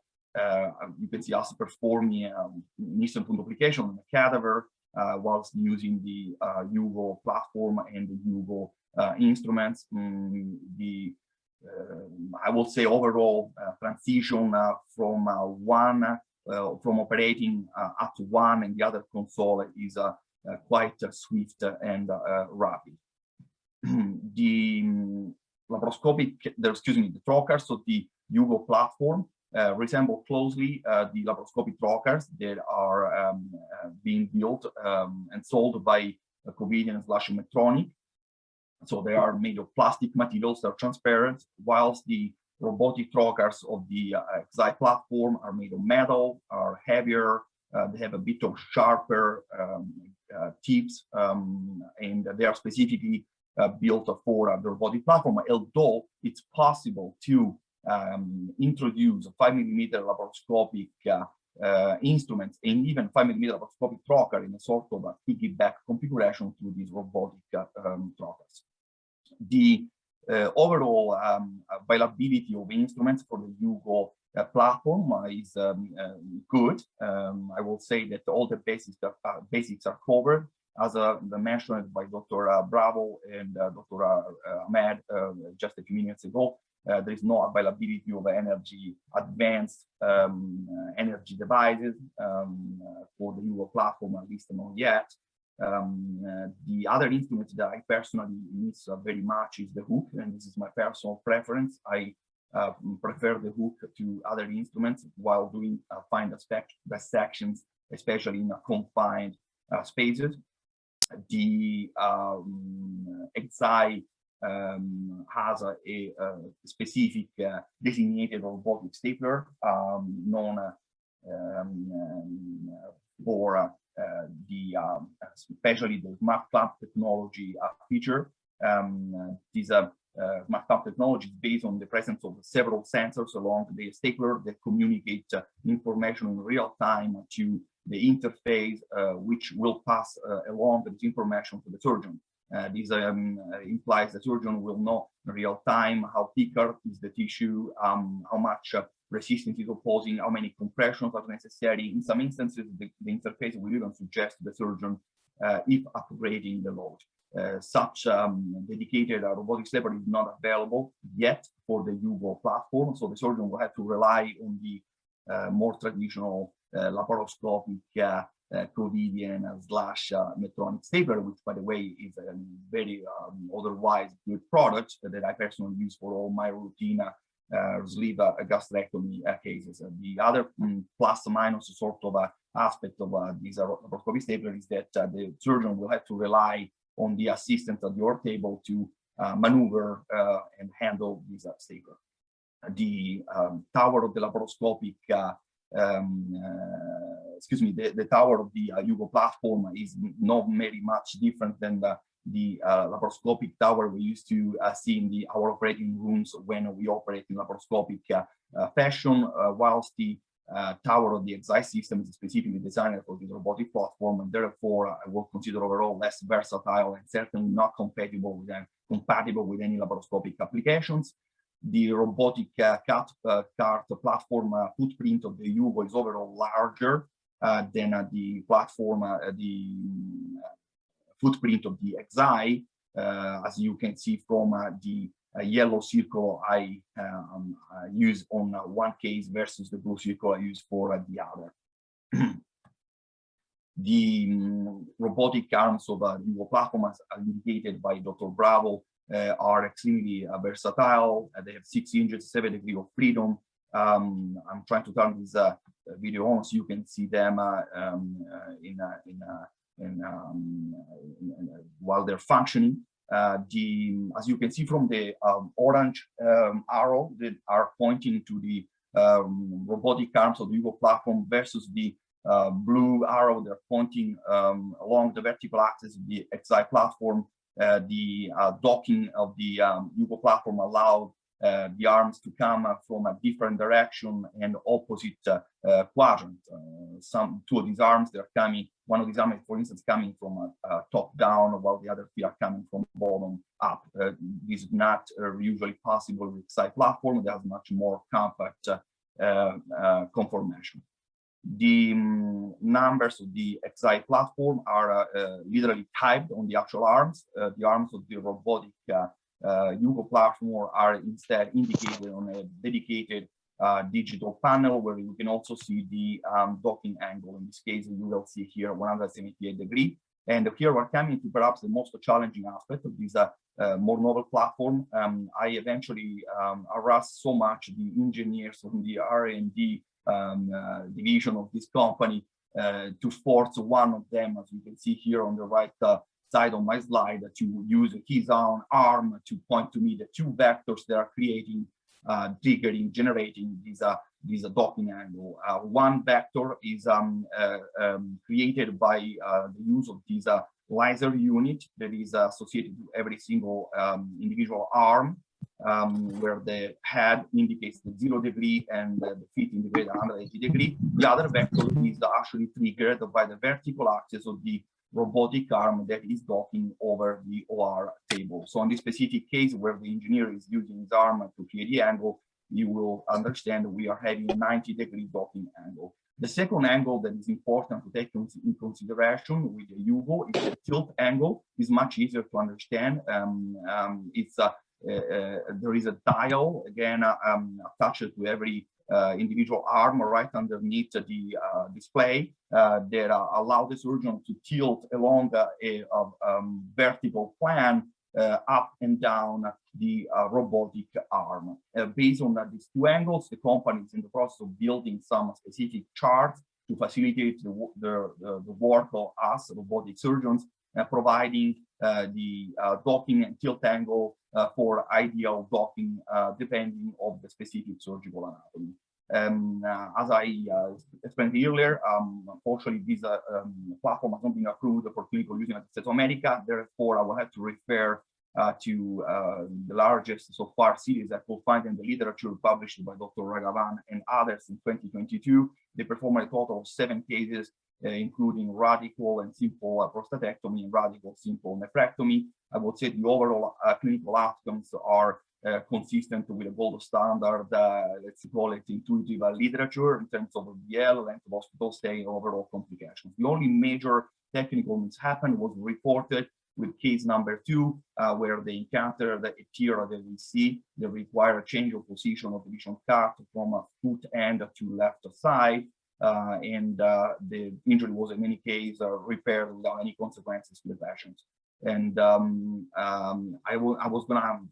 going to conclude my presentation by saying that better not necessarily better, but sometimes it's simply different. Forgive me for the analogy, but being a car enthusiast, I could not prevent myself from comparing these two beautiful cars. The target is very similar clientele. They have a very similar performance metrics, technologies, horsepower, but they are the results of two completely designing and engineering technology. It will be harder for me to say which one is better.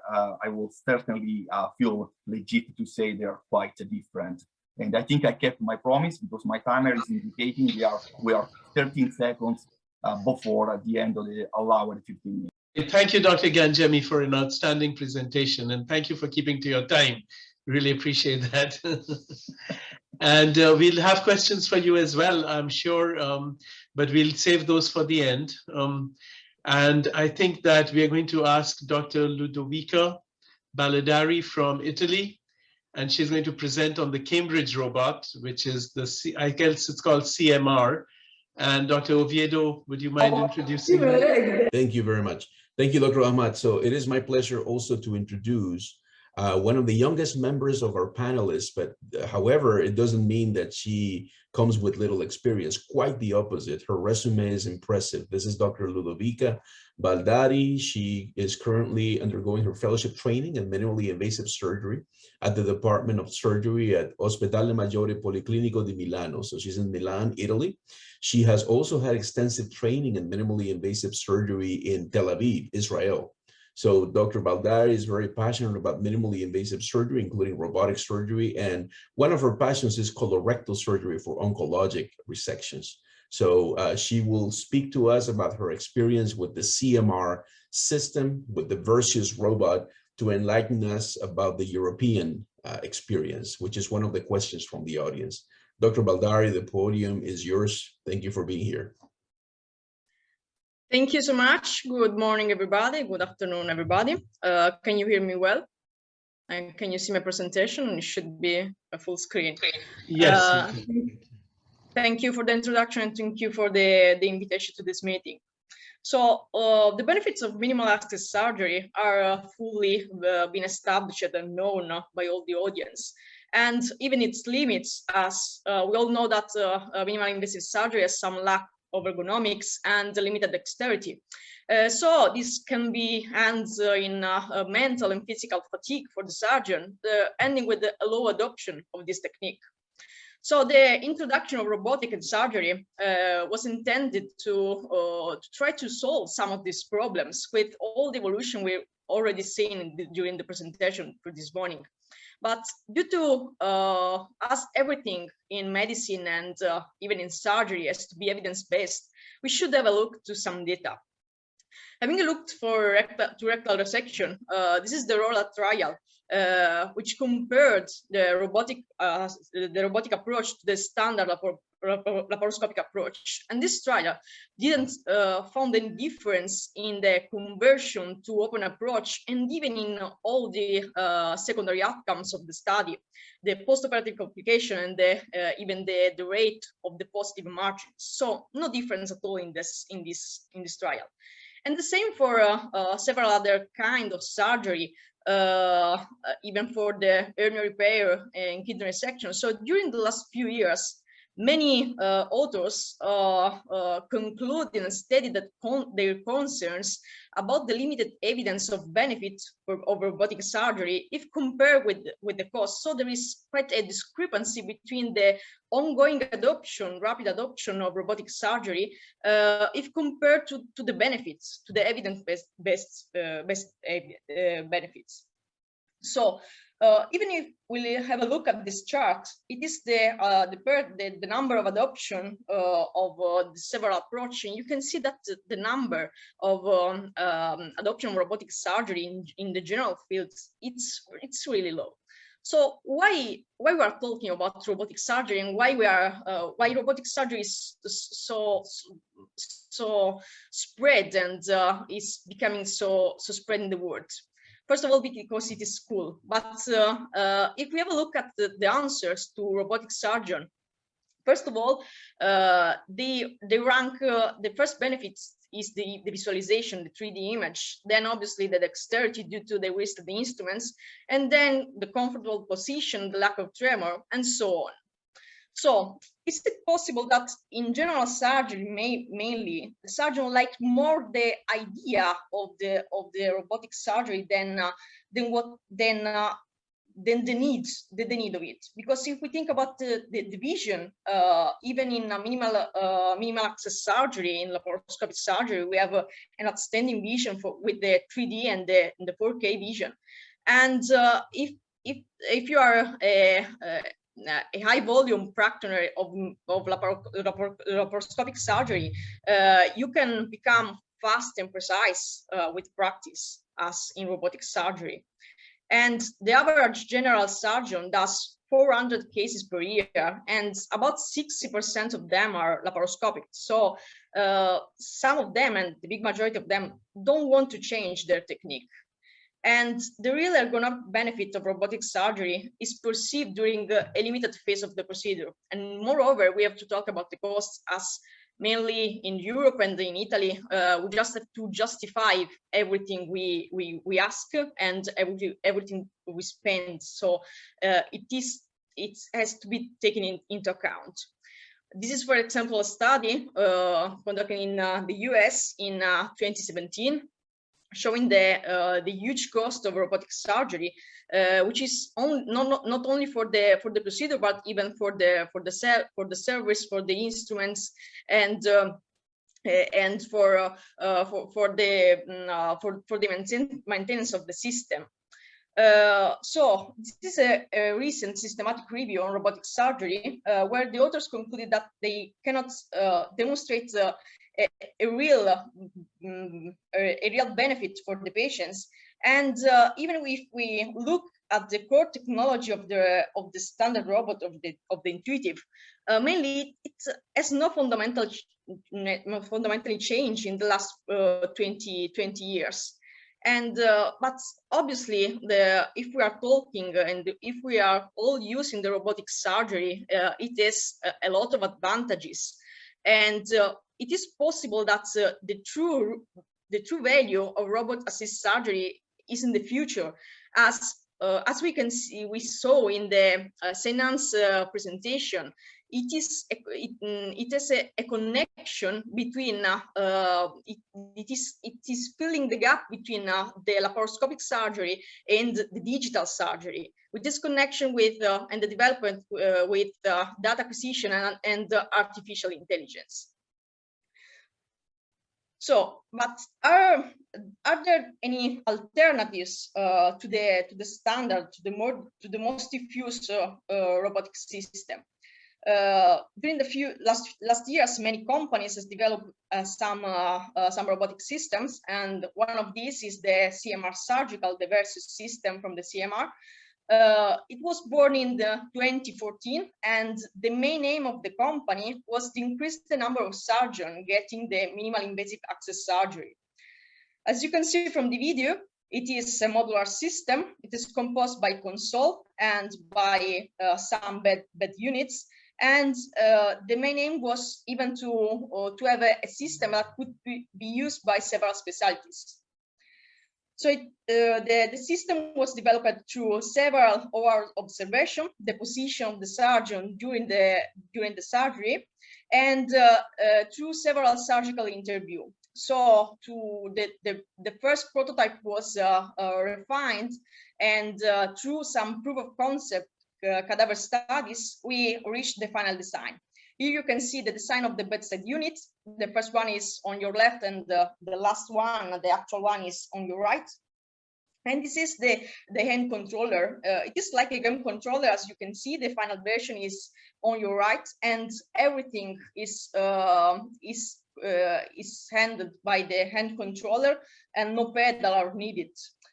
So the system was introduced in clinic in 2019 with the first human studies, and this is the main rating of the surgeons for the instruments of the system.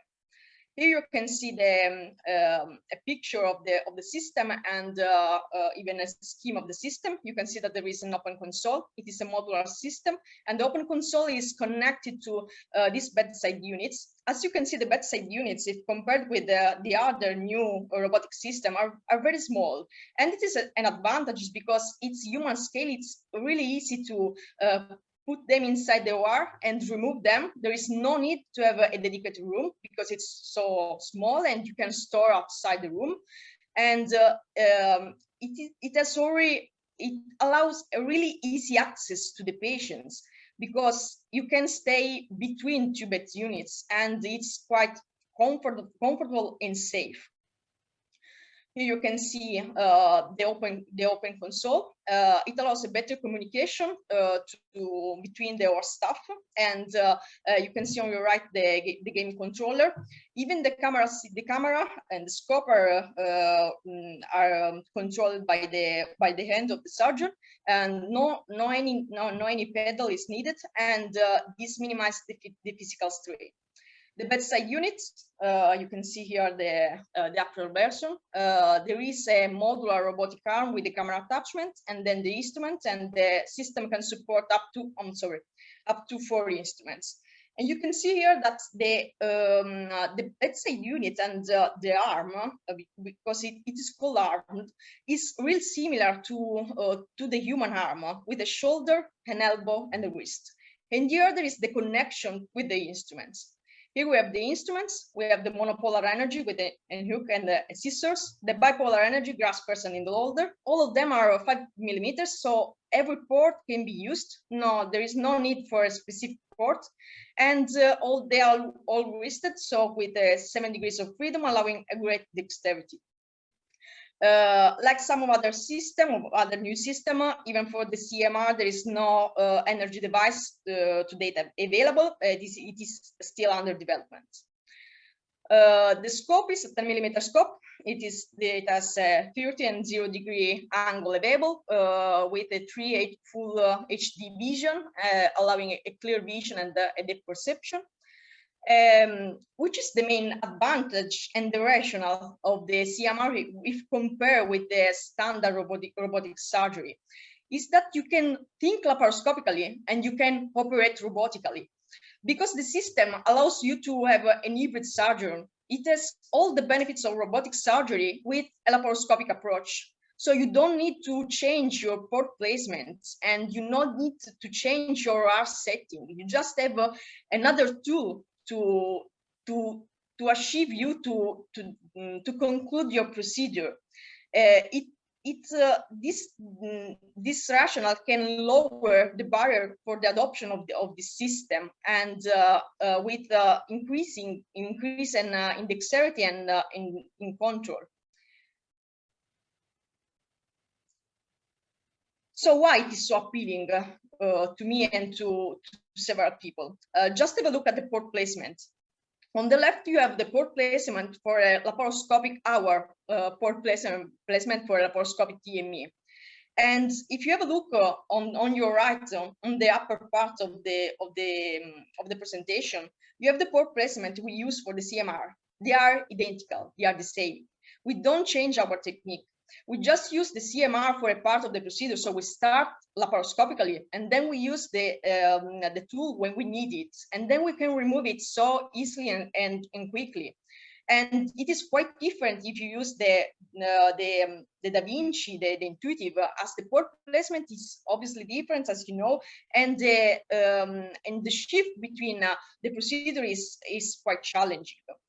Having a look even on the OR setting, if you have a look on your left, you have the standard laparoscopic setting with the surgeon and the camera assistant on the right of the patients, and it's the same if on the picture on your right, as there is only the assistant, but the right and the left hand of the surgeon are in the same identical place, and even the camera. Moreover, the strategy of the company is even to reduce the cost with a pay-per-use model, and the cost reducing with an increased number of procedures performed, and there is no maintenance cost. Having a look at the data of the system, to date, more than 3,000 procedures have been completed in 12 countries and in 30 centers. And due to the versatile and modular system, it is spread in several specialties like urology, gynecology, thoracic, and obviously general surgery. Looking at our experience, we just finished our training 12 months ago. And during this period, we concluded about 35-40 procedures. Here we have a TME for cancer. You can see on your left that the first part of the procedure, so all the dissection of the vessel and the mobilization of the splenic flexure is done laparoscopically with our standard technique. Once we have to start the dissection of the mesorectum, then we start the docking on your right. Okay, there you can see the Professor Boni, which is my chief, that is at the console, and you can see how he's using the controller, the end controller. So then the mesorectal excisions is performed all robotic, and once the robotic part is concluded, then we just end the procedure laparoscopically, as we don't need to use the robot for the anastomosis. This is another case. This is an umbilical hernia. It is one of the files where we use really match the robot. You can see we always put the trocar in with the laparoscopic approach. We just do a laparoscopy to see if there are no adhesion, if everything is fine, and we can then proceed with the robot. And here you can see how the articulation of the instrument is fundamental to carry on with the procedures and to dissect gently the peritoneum. And this surgery, to my experience, is quite difficult for the suture and for the dissection with the standard laparoscopic approach. This is another case. This is a myotomy, so a case of upper GI. Even in this case, we start with the laparoscopic approach, and after a laparoscopy, when we have the docking on your left in the upper part, and then we proceed with the surgery with the robot. So there is the myotomy, as you can see in all the video, and the surgeon is using the monopolar hook due to his preference in his left hand, and the bipolar energy for any necessity in his left hand. And finally, the fourth one is a gastric resection. In this case, this is the same for the other part, as we do the first part of the procedure by laparoscopy until the section of the duodenum. Then when we have to start the dissection of the lymph nodes, so the lymphadenectomy, we place the bed units, so we and the docking, and then we perform the lymphadenectomy with the robots, as obviously the articulation, the visualization is greater, and it allows more precision, and so we think we can achieve a better result with the robots. And once the lymphadenectomy is completed, then the procedure can be carried on by laparoscopy, because even in this case there is no stapler available, so the suture, the section, and the anastomosis are performed by laparoscopy. Having a look at the literature, there are some case series. This is a case series of rectal resection. They completed 32 patients with no mortality and no serious morbidity. All the cases had an intact mesorectal plane with a good achievement of harvested lymph nodes, and only 3 conversions due to the necessity to mobilize the splenic flexure, and 1 for the pelvic dissection. This is another case only for rectal cancer and ultra low rectal cancer. Even this case about 30 patients, and even this case no mortality, no serious morbidity, no conversion at all, and a mean number of harvested lymph nodes quite good is 19, and an intact mesorectal plane in 27 out of 31 patients total. This is another case. It is multi-specialties, 160 procedures, and 68 of them were colorectal, and the other one were from general surgery and gynecology. In this case, only 3 conversion to open surgery, and they were due to a perforated tumor, and the other one due to extensive adhesion. So the authors concluded that the system was comparable to the other robotic assisted surgery. And the final one was a really good paper published in February in Annals of Surgery. It is a total of 143 cholecystectomies. In this case, only 9 conversions, 7 to laparoscopy and 2 to open surgery. 7 out of 9 were related to the device due to the grasper failure and arm instability, but none of the adverse events and of serious adverse events were related to the device. So it was concluded to be safe and effective. So in the end, robotic surgery is here to stay. It is now too late to come back, and competition among companies is always good.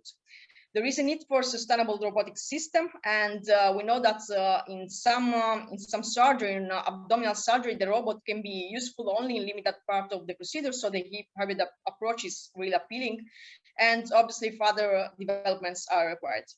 And I thank you all for your attention. Thank you, Dr. Valdari, for a great presentation on the Versius robot, and we're going to save our questions for the end. And I wanted to share my presentation with you. This is about the Da Vinci robot. And basically what I'm going to be talking about here is, the latest, we all know how the robot works, the Da Vinci robot works. I think we've all seen that. All of us are using it. All the people who are here, I'm sure, are using it. So there's no point showing you how the console and the docking, et cetera, works. I think we are beyond that with intuitive. So we are beyond the actual technique of how you hold things and how you move things, the mechanical parts of this. And we are moving towards a different approach. And that is how intelligent surgery affects the entire surgical ecosystem. So the concept of surgical ecosystem, is similar to like how you have the Apple computer and then you have all the apps that are built around it. I think that's where the next, next move is in terms of the application of robotic surgery to the entire surgical ecosystem. Can you see my presentation?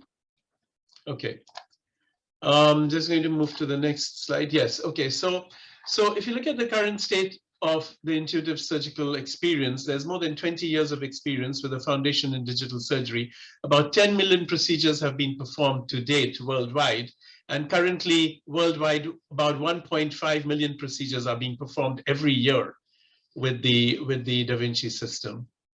There are about 60,000 Da Vinci trained surgeons, and we've got 29,000 peer-reviewed articles published. So we have a lot of information about the use of robotics with the Da Vinci system, and 6,700 systems are in clinical use currently.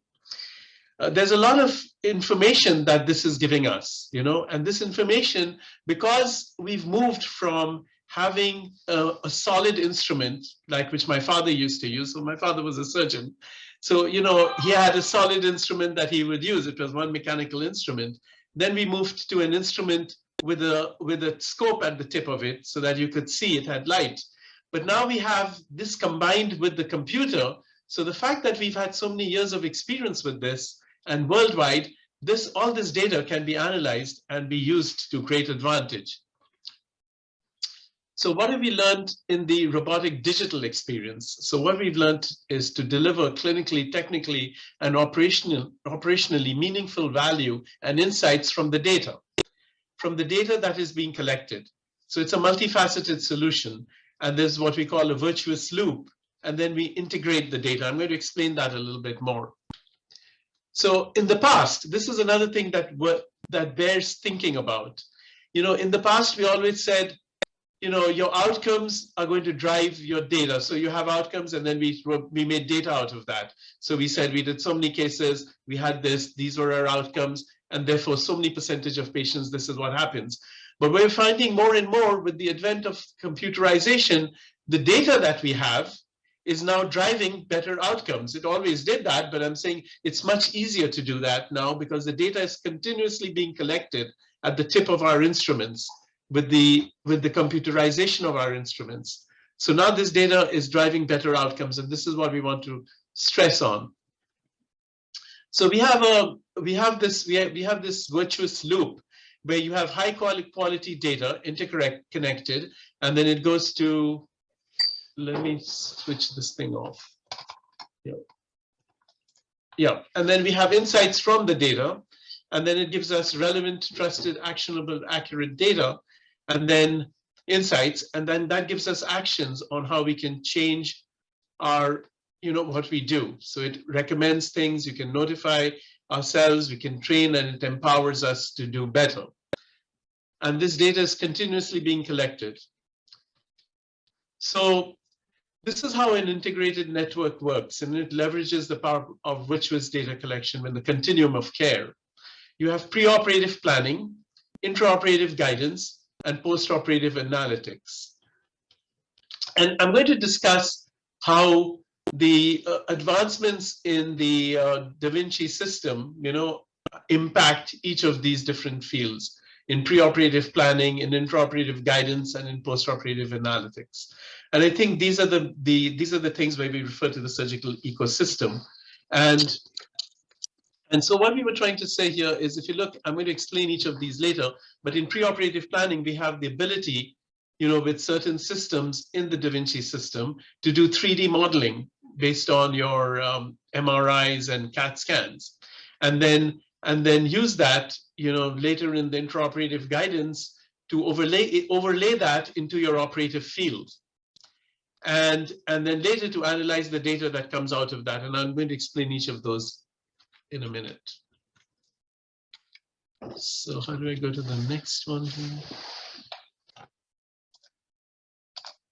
Okay, so how does the current ecosystem leverage the 3 core requirements? And that's what we're going to talk about. So in preoperative planning, before we arrive to the operating room, what are the things that we're being able to do? So what we find is that we have the new system, which is called the IRIS. And IRIS can pull data from your MRI and your EMR and make it into a 3D model. This is already being used in urology.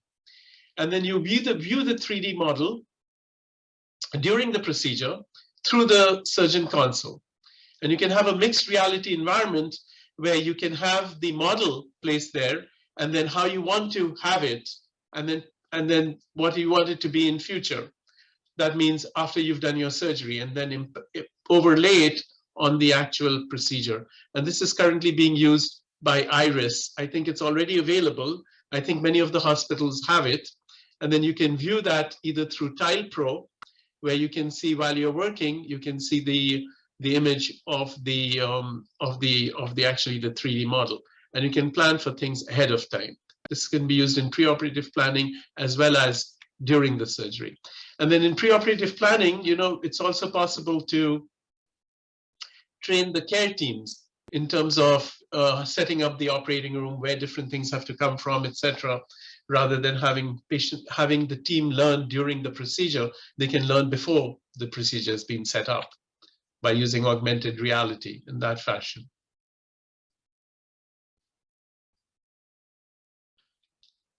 And then we can prepare, we can prepare which areas we want to focus. Now we already have the intuitive app, and in the people using it in North America, I think almost most people have this intuitive app, is my understanding. And it actually shows you, you know, each console, who's using the console, which arm they were using at what time, and how much of which arm was used at which time. And of course, it gives you an idea of your cases and time that you've taken for each case. But more importantly, it gives you a lot more information than that, which is in the next generation of the intuitive app. And I'll show you that. Is that in the next one, right? Okay.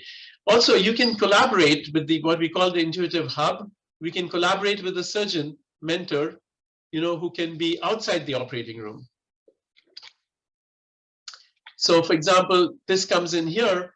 So while I'm operating there, if I need the help of some other person who deals with that particular specialty, I can have them see the view, and they can actually see the view on their phone or on their computer at a remote place, and they can then telestrate. As you can see here, the telestration is being performed. That telestration will go back to my operating room.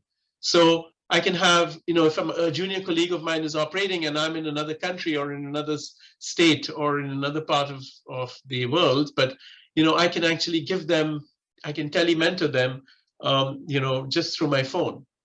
And this is with the help of the intuitive hub, which allows you to be virtually present in the operating room, even when you're not there to guide your colleagues.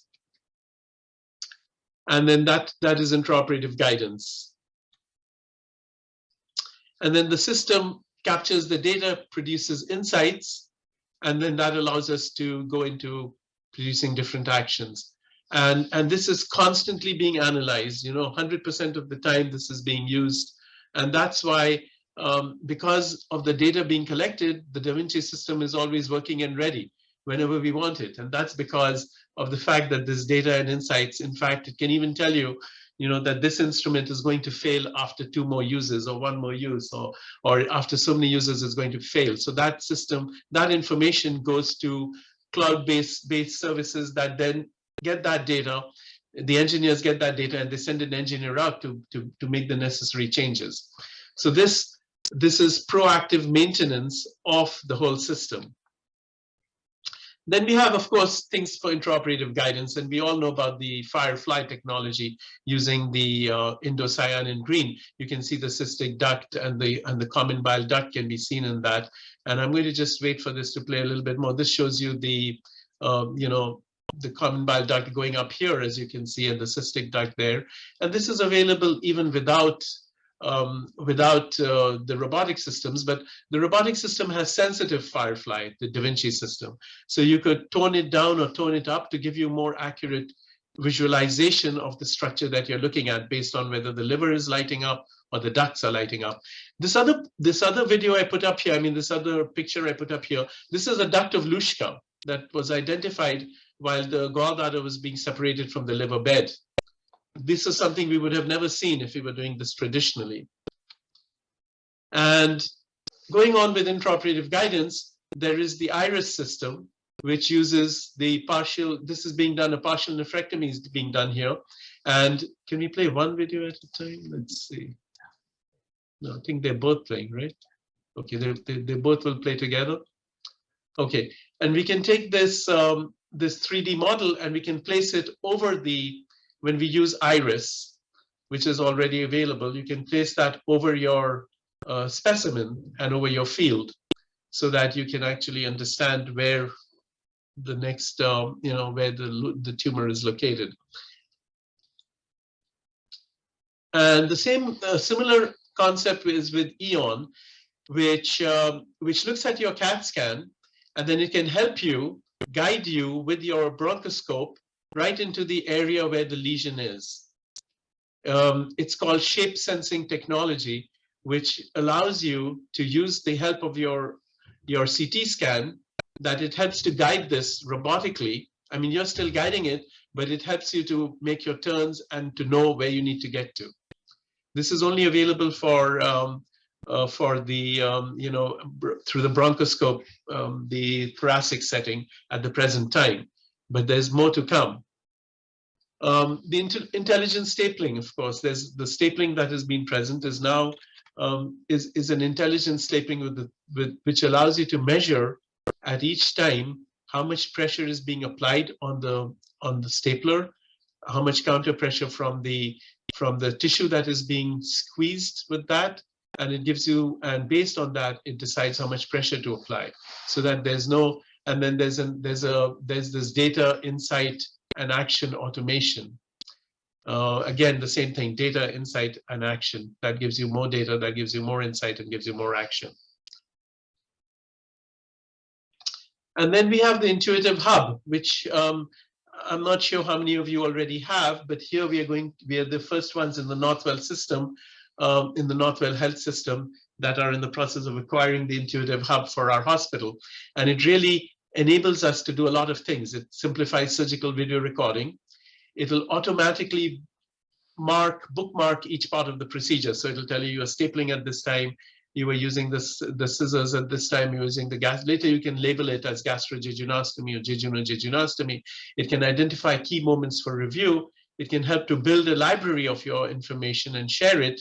And then you can connect with colleagues, including patients. And so colleagues and patients, if you want to later connect with patients, you could actually show them the video. You could sit in the operating room and you could actually talk to the patient's family, and you could even show them video if you wanted to. You can watch multiple ORs at once, and it's compatible, and it's also expandable into other fields. So while we focus on the task we're doing, the system is automatically recording different parts of the procedure, it's bookmarking them for later review.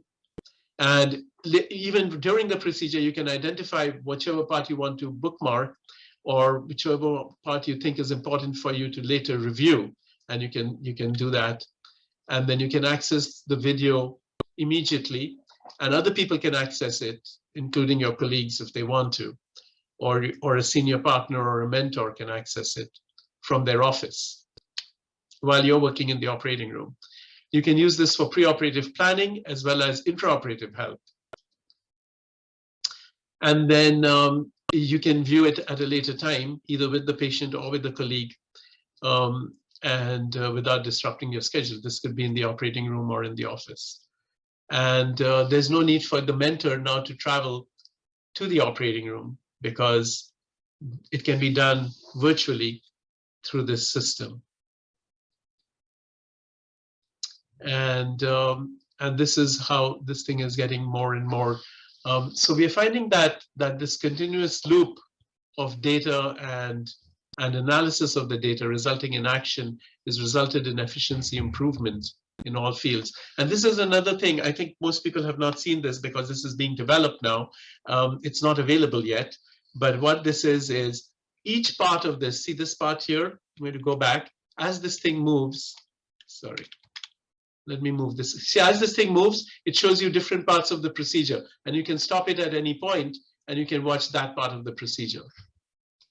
So let me go back here. So as that moves, one more. Okay, got it. So you see, as this cursor moves, it shows you different parts of the procedure, and this is being automatically recorded on your app. And you can use it, of course, you can delete it when you want to, but it is automatically integrated. You don't have to press any buttons to do this. And you can share this through your app at any time. And then we have the Super, which is the newest, which is one of the newest learning platforms with Intuitive, which provides objective assessment of your performance. So when it compares it, I don't know, this is looking a little duller than normal. Okay. And it compares it with standard performance by an experienced. So this one is an experienced surgeon, the number of times they're making the different moves in experience versus experience. And then it collects that data, and then it can give you a report card later. So as you watch this, it's watching your hand movements, and it's making an assessment of this is what machine learning is about, you see? Post-operative videos are enabled by machine learning and artificial intelligence to help with this ecosystem. And then it gives you a report card. So for example, here it will tell you in this gallbladder case, the overall score of this applicant or this person, this surgeon, was 82%, and the completion time was 90%. But if you look at the use of the third arm, it was 24%. Endo-wrist movement was 34%. So those are the things that need to be improved. And then it can take you to the required simulation exercises to actually achieve that goal. So you can see there was a time when we used to operate and there was no one watching. We could do whatever we wanted. This was in the operating room of the old days in Dr. Felix's residency time, I would say, right? Dr. Felix, if you're listening. And there would be maybe another surgeon watching over your shoulder, but only you knew what you did in the operating room. Unfortunately, now the operating room is an open field for everyone. Not only do they know what you're doing, but they can record what you're doing, and everybody knows exactly what you did at what time. And that may be a good thing because it'll make us better. And then you take this objective feedback from the OR, and it helps you to improve your environment outside. So based on this feedback, you have this simulation that is sim now. It helps you to get better at that particular procedure. So for example, if the jejunal-jejunostomy was a problem, it will identify that, and then it'll help your trainees to get better at it by getting them back on the simulation for it. And this has improved in various things. Now, the single platform, the single platform, I'm sure you already know, many of you have seen it, but it comes out with through one opening, you come out with a telescope and 2 arms. So you can do all your suturing and everything with the telescope all through the single. But the other point that is interesting in this is that if you can put it through one scope, if you can put this at the end of a flexible scope, then the possibilities are limitless. And actually in the EON system, that is what they're doing. They're putting a lot of these things at the end of a flexible, it's an endoluminal system, but making it flexible. But beyond that, once you can have these instruments on a single port and the port is flexible, then you can put this port at the end of an endoscope. And if you put it at the end of an endoscope, then you can do a lot of these procedures endoscopically. So I can see that the next generation, all of this robotic work will be done through the endoscope. And it's already being worked on for the choledocoscopy, where you can do some of this with the choledocoscope. But I think that in the next 5 or 10 years, that's where the next thing is going to be. And so in conclusion, the best robotic platforms or solutions, they must improve outcomes, reduce variability, and support personalized learning and goals by an interconnected and integrated ecosystem.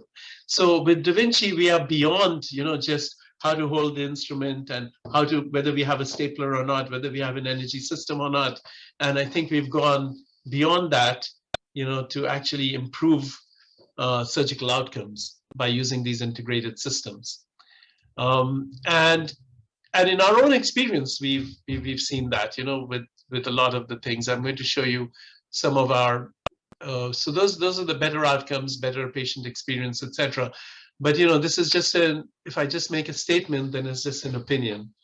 But I can show you that, here's my data comparing laparoscopic sleeve gastrectomies, 2016 to 2018. That was 1,626 laparoscopic sleeves with 1,443 robotic sleeves. And during this period, with the help of the robot, I think, at least partly, and there are other factors, of course, in any practice and as a surgeon's, practice evolves. So we were doing more hiatal hernia repairs now that we're doing these robotic, we're doing more revisions, and we're doing higher BMIs. And in spite of that, we are having better lengths of stay, lower 90-day readmissions. Reoperations are about the same, as you can see, it is 0.1%. And blood transfusions for bleeding, again, a little bit higher on this particular curve, but the numbers are 2 and 3. Out of 1,626, we had 2, and on 1,443, we had 3. Staple line leaks, we had 5 in our laparoscopic, 1,626, and we had 1 in our robotic, 1,443. But of course, there's been an evolution in the surgery as well. Obviously, we all get better at things, but let's go back to, yes. And then in terms of VTE, PE, so we're seeing improvements throughout. And the future. So this is a little bit more, idealistic, but things, you can tell that this is an intuitive slide, but yes. But can you hear this or no? No, we cannot.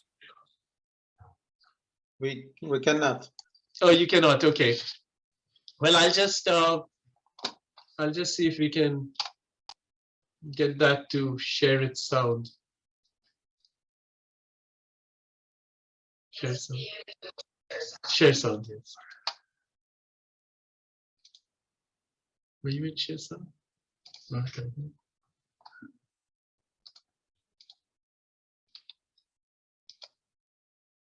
Share sound done here. Done. Yeah. Okay, that's good. I think it's okay. Don't do it from the thing. That's good. Yes. Okay, now can you hear it? Yes. Yes. Okay. Good to see you again. So this is the patient. Biopsy is malignant. We'll take you straight to surgery.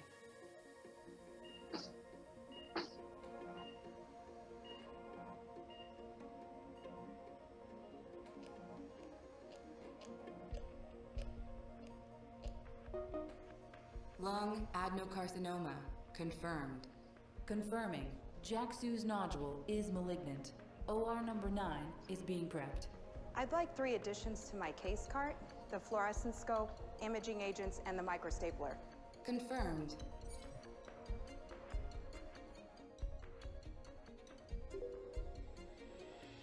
It's a little bit idealistic, right? But it's interesting. How far away from this?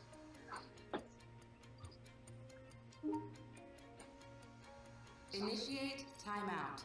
The patient is Jack Su, who is having a right upper robotic assisted segmentectomy. Everyone ready? Project thoracic visualization.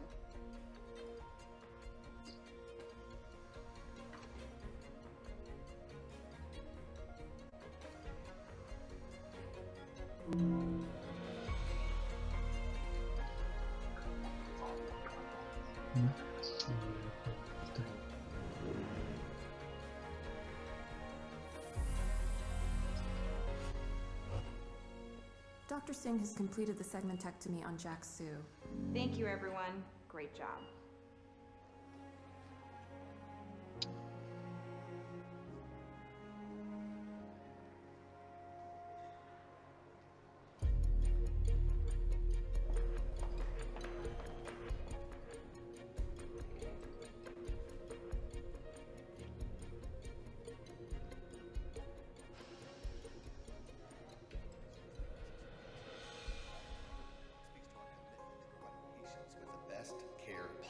It is my pleasure to introduce Dr. Amara Singh.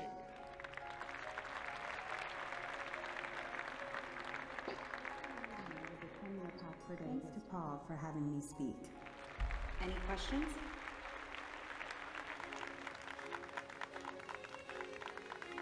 Okay, how do you stop this? Okay, great. All right, that was a little bit idealistic, but you know, things are moving in that direction. And with EON, you can actually, that system of EON, it enables you to use the CT scan to help you to get exactly to where you want to, at least with lung nodules. And I think that the flexible scope, if you can have a camera on it and 2 instruments, and those can be robotically controlled, then we can do everything endoscopically. You know, and I think that that is not going to be very far off in my assessment. So that's now I think we should open up for questions, right? Dr. Oviedo, what are your thoughts? Yes, Dr. Ahmad, I agree. What an excellent way to end your presentation, by the way. Thank you. It's inspiring. Yeah. So yes, I've been answering some of the, first of all, congratulations and thank you to all the panelists and presenters. It's been an honor. And I've been answering some of the questions on the chat room, but I'd like to mention a few of them. And we don't have a lot of questions on the chat room, so I imagine that this is the perfect time to type in your questions. One of the questions from the audience was, how can we make the presentation slides available? And what I said was, Alessandro Martinino, our coordinator, will make sure that we'll kindly request the slides, or as many slides as the presenters would like to share, or any short version of the slides. If there is any proprietary information they'd like to protect, absolutely, we can share the slides with the audience, and Alessandro can help us with that. Also, this meeting is recorded, and it will be published and posted at the YouTube channel for TUGS. So all the videos are posted at the TUGS. As you know, the TUGS is the umbrella society under which TROGS is a part of it. And the other question was, how can we get robotic training? One of the members of the audience was asking. So I'd like the opinion from the panelists to tell us what different pathways there are for surgeons throughout the world to train in robotic surgery. So let's start with Dr. Gangemi, because he's in a big training institution. So the first most important thing is to standardize the training. And here I must say that the academia needs really to step up. And when I say academia, I mean also the governing bodies. In our case, United States of America, the American College of Surgeons, I would add even the American Board of Surgeons. I would support a similar strategy in Europe, although I'm not very familiar with the European organization over there. But this is the first and most important step to achieve. We should not let the industry dictating the training. Unfortunately, as we speak right now, the robotic training relies very much on the local resources and availability of local resources, including human resources. So if you end up doing the residency, I mean, a prospective surgeon ends up doing the residency or the fellowship in a place like, for instance, UIC, where there are expert robotic surgeons and, most importantly, dedicated and talented teachers. Well, lucky that trainee, because at the end of the residency or the fellowship, we will probably have as many robotic surgery cases as an average robotic surgeon already into practice. If the trainees does not end up in a place of this kind with this availability of resources, unfortunately, I must say that we'll have to look for other alternatives. Thank you, Dr. Gangemi. Dr. Trivedi, do you want to say something about robotic training? Yeah, so certainly everything that Dr. Gangemi said needs to be done, but we also have to use technology to be able to train others. There's a lot of physical limitations, pandemic limitations. So, you know, I'm a big proponent for tele-mentoring, tele-teaching, and even tele-fellowships, where you take a consistent block of time and come and watch our cases, because most of us operate most days. And if we can use that technology and then reciprocate by saying, okay, you came to my tele-fellowship, next set of cases that you do, I will tele-mentor you and make sure that the results are optimum. So if we can get some technology involved, I think it'll add and facilitate a lot of people from different locations to get trained. So that is a very, very good point. And that's one of the things I was trying to bring up with this, with the intuitive hub, for example. You can do tele-mentoring and tele-presence, you know, and this is a great opportunity a great tool to use for worldwide training. So for people from other parts of the world, they could be sitting in a place you know, where they, of course, they have to have availability of the robot, and there's the cost issues with the robots. But once that is available, training shouldn't be as much of an issue with the help of tele-mentoring and tele-presence as it would be without. And as all these things are getting more and more advanced, you know, like I showed you in the thing with the super SUPR and the SimNow combination, this training is getting even better and better, because instruments are telling you how you should do better, with which movement you should do better based on computerized data. So the opportunities for training, both with telepresence and the use of computerized instruments that are analyzing your movements, have actually gotten much better than they were in the old days, where you had to actually, you know, physically be present in the operating room with people. And I think that's a big point. Dr. Felix, do you want to say anything, sir? Your long history of being an educator. Yeah, I think the education has improved dramatically with videos and with the social media and things like the International Hernia Collaboration. The start of all this was actually the Michigan Collaborative, where they showed that by reviewing videos, you could improve patient outcomes and surgeon ability using the bariatric platform. So I think education has changed dramatically. And I think that that's why, if you look at hernia now, that's why hernia is taken off, is because we were able to mentor from a distance. Some of the experts now have actually learned.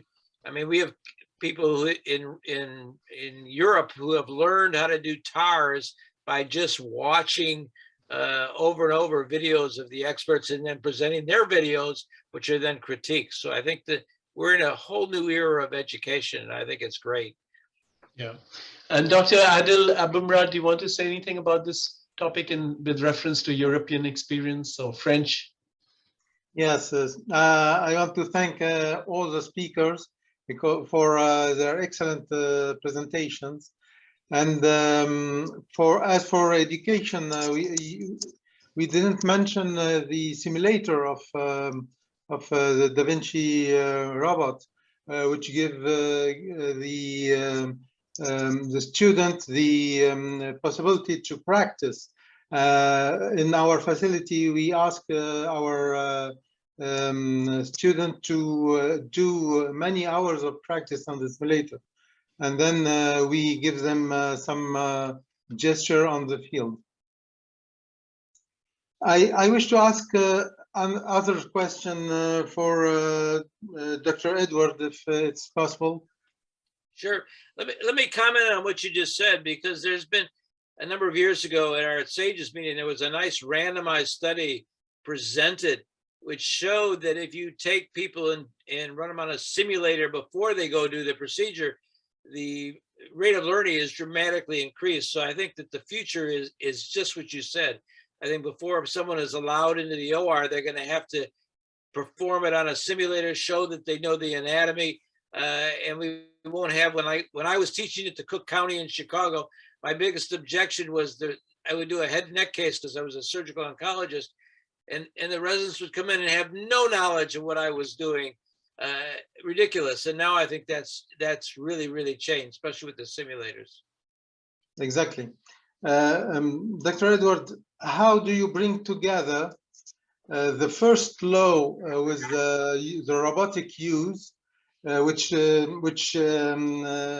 says that robots should not harm human, and with the principle of surgery, which needs to cut through tissues, so harm tissues?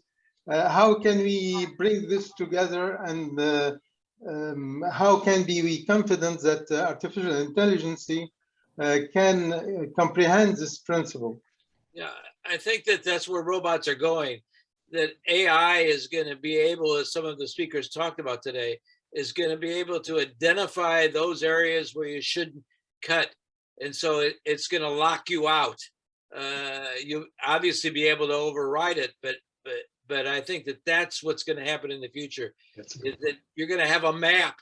The AI will know whether you're doing a bypass or whether you're doing a hiatal hernia or whether you're doing a hernia. It's going to be able to lock you out of areas you shouldn't be cutting. Interestingly enough, I took my son, who's now in medical school, before he started medical school, and he was operating on the Da Vinci simulator at a Yuri Nowitzki meeting. And I was telling him what to do and how to do the hernia, and he was doing great. I stepped out of the room and there was no lockout, and he immediately got into the iliac vessels because he didn't know the anatomy. Well, in the future, that intuitive robot's going to have a lockout. You won't be able to get into the iliacs, even if your mentor's not standing there. Yeah, that's a great point. I mean, that would really lend a lot of safety to the surgeries that we do. That was not hitherto possible, in any field.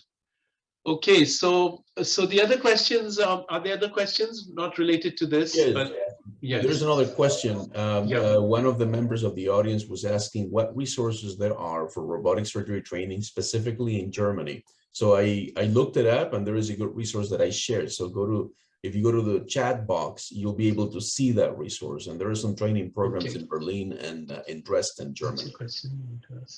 So we welcome any other questions. Feel free to type them in and we'll be answering them. Okay, so we have a question for Dr. Trivedi. So firstly, I'd like to ask you, Dr. Trivedi, if cost was no object and you could get whatever you wanted, then would you prefer the Da Vinci robot or would you prefer the Senhance? That's a very good question. And I started off my talk by saying cost was a major factor, and that's why I ended up with the Senhance. Now, Yes. if cost is not a factor, what would I do at this stage? Well, I would probably still take the Senhance even to this day. And the reason for that is the Da Vinci Xi, the current latest model, is about 6-7 years old now. And every paper that can be written about it has been written. The technology has advanced to a certain point. We're waiting for new advances, as you talked about, right? But that concept of digitizing the entire operative field, adding overlays, getting them FDA approved, testing the software, someone like me at my stage of my career, I think I'd be better off being more involved in that to develop it for future generations. Because no matter what we do in robotics, if we don't pay it forward, the next generation that'll be taking care of us when we need surgery may not have the resources or the talent to do that. So let's take our time to develop a lot of these new technologies. And we'll see where it winds up. A lot of the software may be incorporated into another platform or something like that. But I think we have to take our time to invest in this new technology. I'm pretty excited to kind of work on some of this. And if we can write apps now, we need to know what apps to write because the technology has all been digitized. So if I need something to run the bowel and measure the bowel for gastric bypasses, that might be an app in the future. And being involved in this is the right thing to do right now and staying on the cutting edge. Okay, well, thank you for that. My fellow Dr. Chiru Mamila has a question for you. He's right here, so he's going to ask. Hello, Dr. Riveri, enjoyed your talk very much. I said you have the unique experience of actually both the Da Vinci and the Senhance. So I just noticed the way it's constructed, like we're used to using the Da Vinci one boom and all the arms.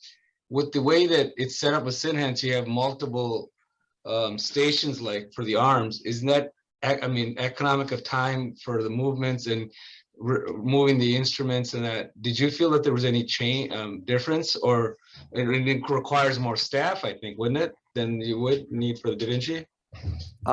So we've learned a lot, right? So initially we overstaffed our operating room because we were a new program for robotics in a new hospital, essentially. So the experience is a little bit different.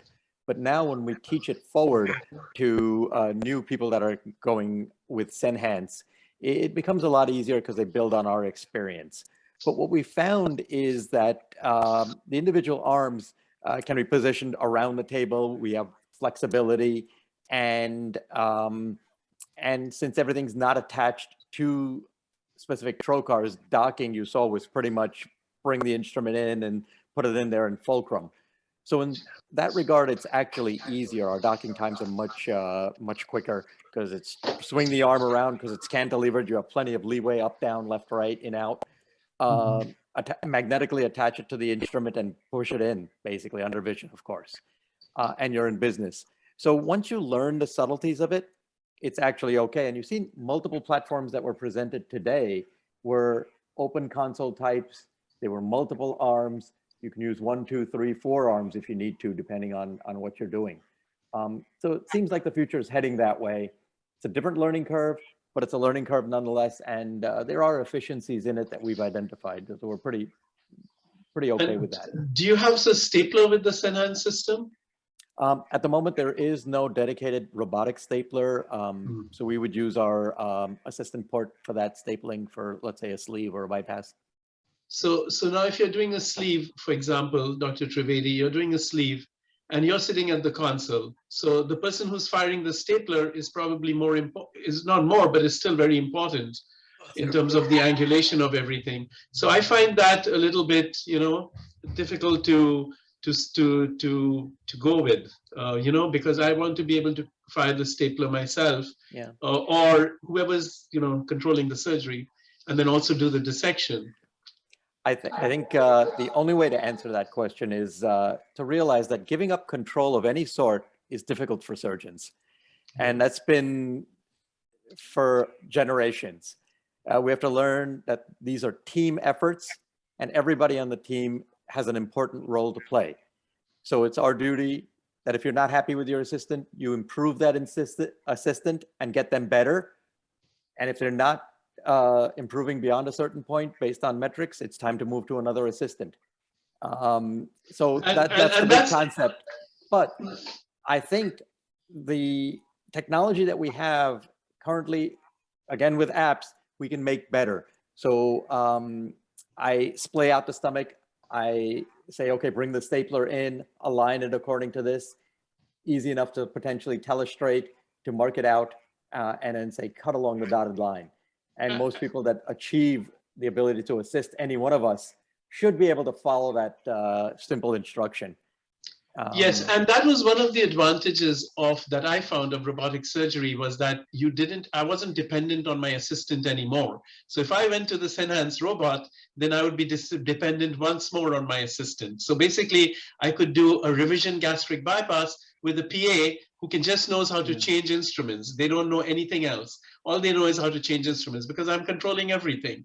It's not a matter of giving up control, but it's a matter of who all you need, you know, or do you want your best experienced person to control everything that they're doing, and how much help you need in terms of qualified experienced assistants. So for example, you know, my partner who's been with me for 11 years, when I was doing these things non-robotically, I needed him in every case, you know, every complicated case at least. But now I don't need anybody. I can just do the whole thing myself, you know, with the PA only knows how to change instruments and to dock the robot. And I don't need any advice for anything else. So that I find is a big advantage. And I'm sure the Senhance system will over time be able to give you that as well. But currently it doesn't look like anything else has it. Any other comments? Yes, sir. Yes. If you look at the history which I presented, what has made robotics advance is exactly what you said, is putting the control back in the surgeon's hands.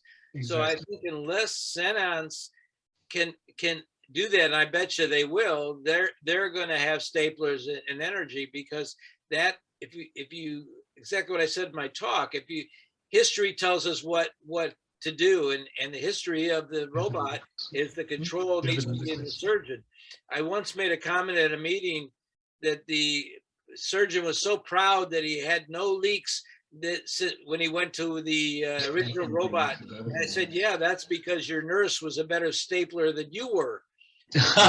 Yes. So in other words, your assistant, when Dr. Trivedi does a case, if the assistant is stapling, the assistant is not the assistant. The assistant is the surgeon. I've done, you know, a couple thousand sleeves, and the stapling of the sleeve is the surgeon. Yeah, I think that's a problem. So, you know, I think history will tell us that Senhance is going to develop staplers, or I think they will not capture the market.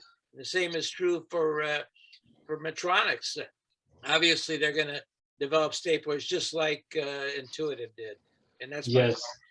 So I'm going to ask the same question to Dr. Bravo. Can I do comments? I'm sorry. Can I do comments? Yes, sorry. Go ahead. I don't think we should compare this new system with the Da Vinci, because we are just comparing a 2-3 years experience system with a 30-year experience system. So it is impossible to compare them.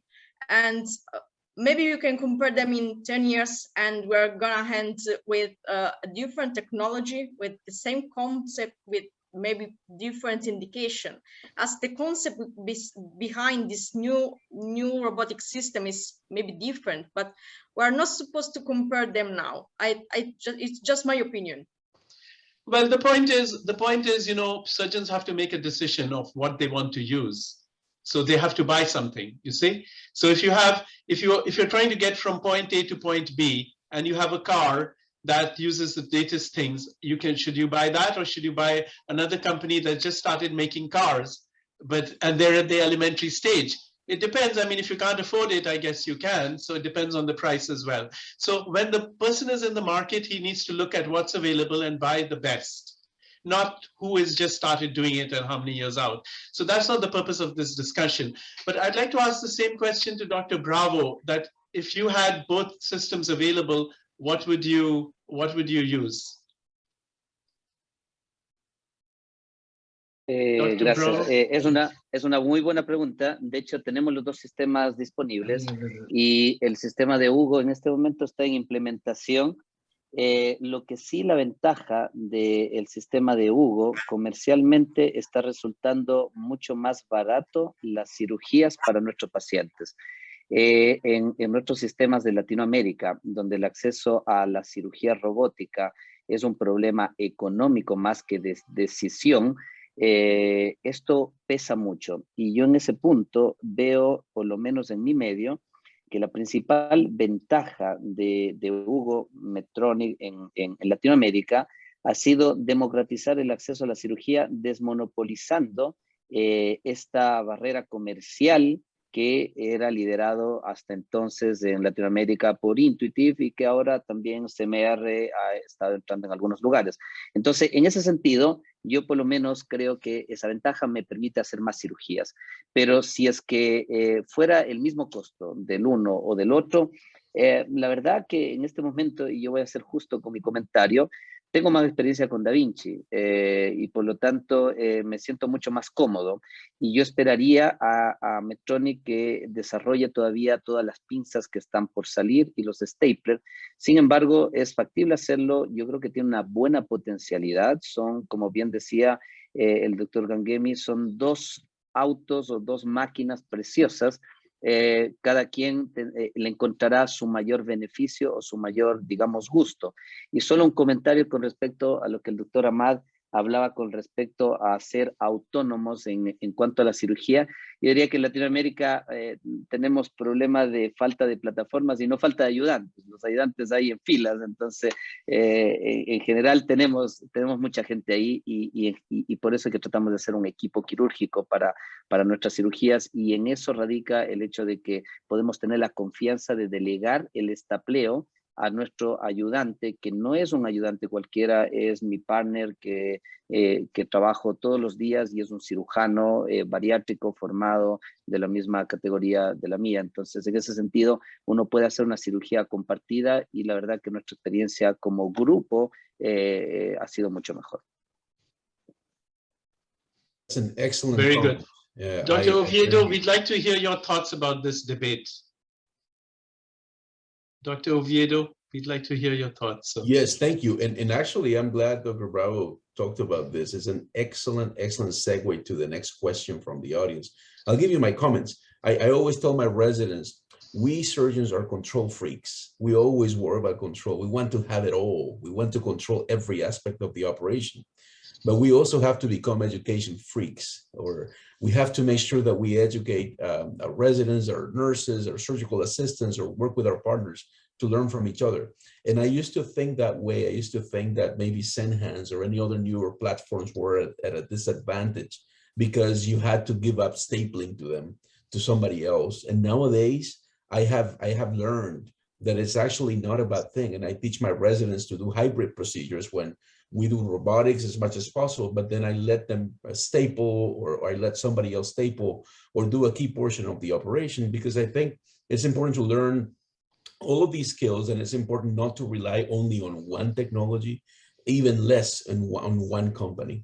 So I think I agree with that comment that was made. I think sharing and teaching is important. And there are plenty of people who are very skilled. And I think the newer platforms, yes, I also agree with Dr. Felix. They're coming up with their new staplers, their new energy devices, their new graspers. But I would also be more willing to work with a newer company that has more potential for growth. And so that I could also become somebody that helps the new generations, as Dr. Riveri was saying. Regarding that aspect of finances, let's address the elephant in the room. There is a question from the audience. And for the panelists, Dr. Gangemi had to leave for an educational activity, but please feel free to share. And we try to be a bias-free organization, and please feel free to share. Does anyone have an idea of the relative costs of these platforms? This information seems quite difficult to come across in the public domain. I think that's an excellent question. I think everyone knows about the cost of Intuitive. It's about, I think it's 1.75 million or 2 million in that range. for each unit. And I think the maintenance costs are also about $200,000 a year, roughly. Now, those are things that I'm only saying from what I've heard at different places. And I also know that many of these companies are giving you cost per click, which means pay per use. And I think that was mentioned by Dr. Bravo or one of the other speakers or Dr. Valdari about the CMR robot. But Intuitive does have those kind of, I've heard that they have those kind of arrangements. So it doesn't cost the hospital anything to buy the robot up front.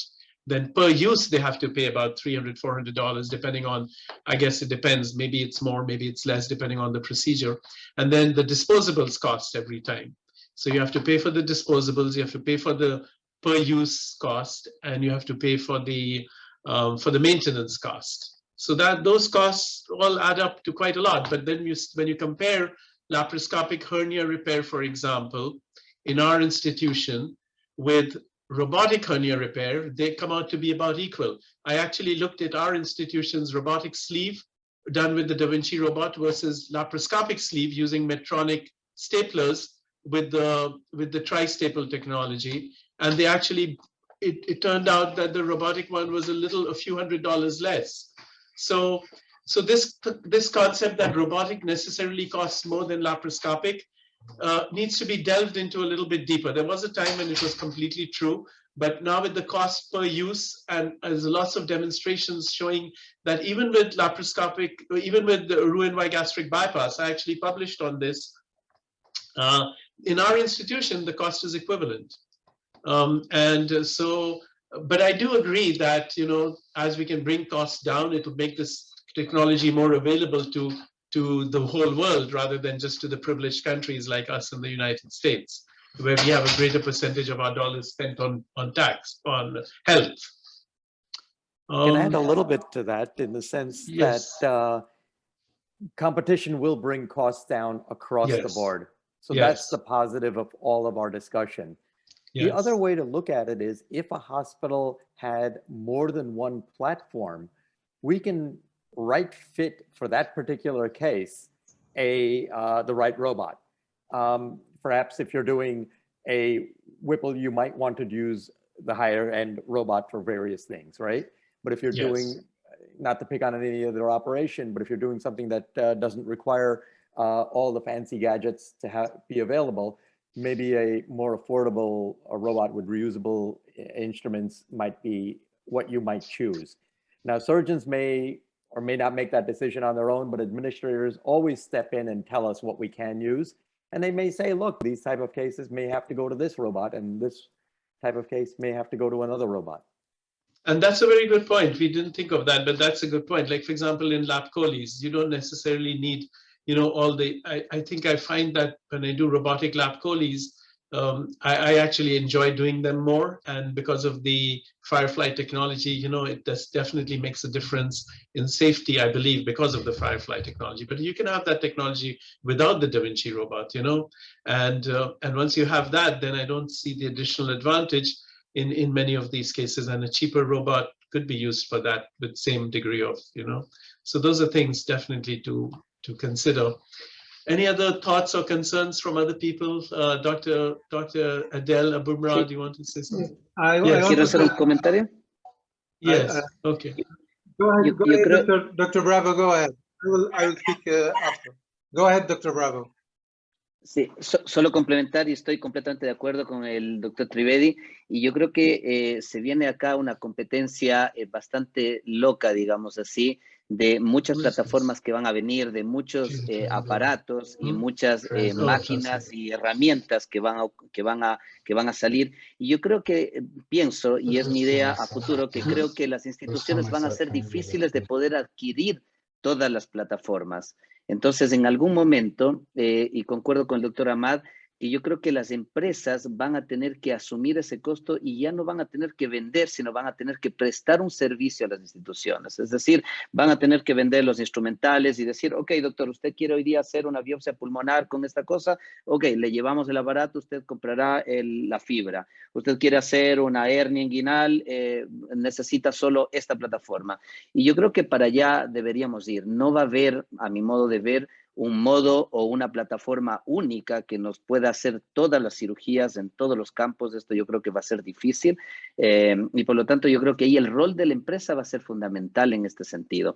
Pero yo creo que también tenemos que ponernos bien firmes de hacer ver a la empresa que el real beneficiario no son ellos, son nuestros pacientes, ni siquiera nosotros, son nuestros pacientes, y que el acceso tiene que mejorar, los costos tienen que bajar.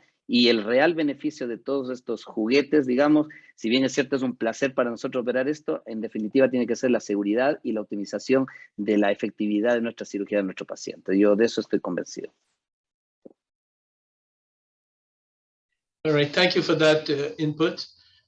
Any other thoughts? I want to say something. When we began in 2014, the robotic experience, I was doing a lot of laparoscopy bypasses. And at one time, I compared, and I published our results, I compared the laparoscopy cost and the robotic cost. We studied even the surgeon time cost and the team time cost. And we concluded that when we come to 200 procedure per year on the robot, the cost of the robot procedure come close to the cost of laparoscopy procedure. So when we do a hybrid, but because some surgeons do hybrid techniques, they use laparoscopy for some stage of the surgery, and then do robotic, Gauss robotic. They don't take in consideration the cost of the laparoscopic tools. So when we have different platforms, we acquire and we pay for other platforms. So it is an extra cost. And when we use two surgeons to do one surgery, one bypasses, for example, if we take in consideration the cost of the surgeon time, it doubles the cost. So if we go, we want to be impartial, we must take what the real cost of the procedure, the real cost of the human power put in this procedure. And when we compare, I think with now the extra life on the instrument of the robotic, of the Da Vinci robotic instrument, the cost is clearly the same as for laparoscopy. I have a question for Dr. Trivedi. The eye tracking is a good application, but do we have on this a 3D vision? And if we have, when we put the glasses, the specific glasses, do we does it interfere with the eye tracking? That's a very good question. So the software has been updated multiple times since I've received my unit, and the current iteration of the software is working beautifully. The software is independent, the eye tracking is independent of the scope that you use. So I have the Stryker 5mm 30-degree scope. I can eye track it. And that's the majority of my time. I use the 5mm scope because the picture is incredible. And I get the Stryker latest generation ICG available. But if I wanted 3D features, like intra-abdominal measuring and things like that, I would need a 3D scope. So I have a Storz 3D scope. In fact, I think they're the only ones right now that have a 3D scope. So I use a 10mm Storz 3D scope, and that, even with the 3D glasses, once you calibrate your eyes, which takes about 2 minutes to do once, and then that's it, it's set in your profile, tracks very precisely. No issues whatsoever, sir. Okay, thank you. And that was just software improvements, because I think, as everybody's trying to say here, technology improves. What I have next month may be different than what I have now if they release new software. Thank you. Okay, I don't think there are any other questions. So if there's no more, Can I make one more comment? Yes. You know, cost is really the thing that's kept robots down or inhibited. And if you look at the randomized trials, for example, the Inguinal Hernia trial done out of Cleveland Clinic, the cost difference was greater for robots, but that cost is related to the time it takes to do the case. That the learning curve, whether we look back at laparoscopy in the early days or we look at robotics today, whenever you look at a randomized controlled trial and you see one costs more, what you really want to look at is how long did it take them to do the case? Where were they in their learning curve? Because if you even out the learning curves and each one has done the 200 cases, whether it's laparoscopic or robotic, the costs end up being the same, as someone has just pointed out. And that's a very important point. I think that was the flaw with those studies that were done about inguinal hernias done with the robot. I think they were done out of Cleveland Clinic, where they compared those. That was a major flaw with that. Yeah. Dr. Arif. Yes, I sir. want to add something. Yes. It's a question for you. We are speaking about robotic cost. And when we will use the hub, does it include the extra costs? And that's a very good question. So I'm trying to find out what it will cost us. I was told that it costs roughly about $30,000 to buy that instrumentation. And once you buy it, then it's there forever. And I guess there will be software updates, etc. But we are going to be getting it because we're the first in the Northwell system. We're trying to see if we can get it as a teaching, because we run a fellowship and we're an epicenter. So we're going to, currently we're trying to get it as a teaching, model kind of a thing. So we might get it at a big discount. I'm hoping we can get it that way. But it's not really that much because it's about $30,000, as I said. But there is no extra cost for the storage of the data?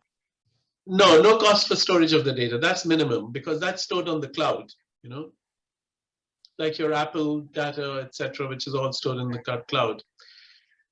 Sometimes if you want to restrict your data, because there's been concern about whether the lawyers will be able to get to this data. So that has been a big concern from a lot of people.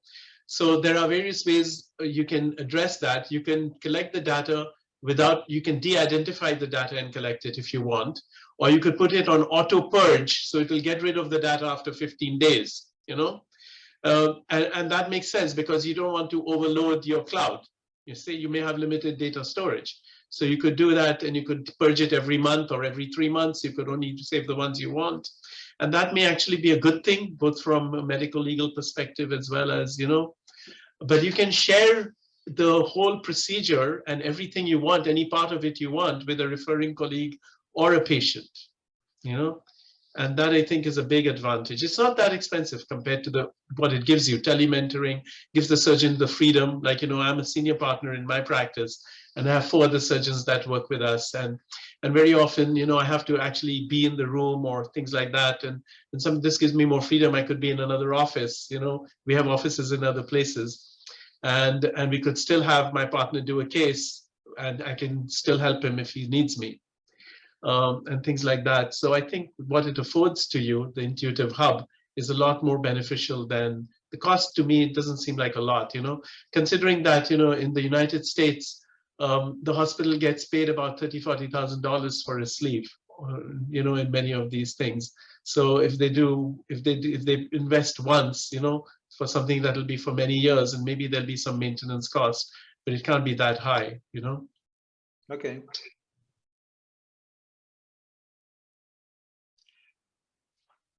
The questions? Yeah. You cut your mic. Sorry, Okay. sorry. No Any problem. other questions? Can I announce the next TROGS meeting? Yes, sir.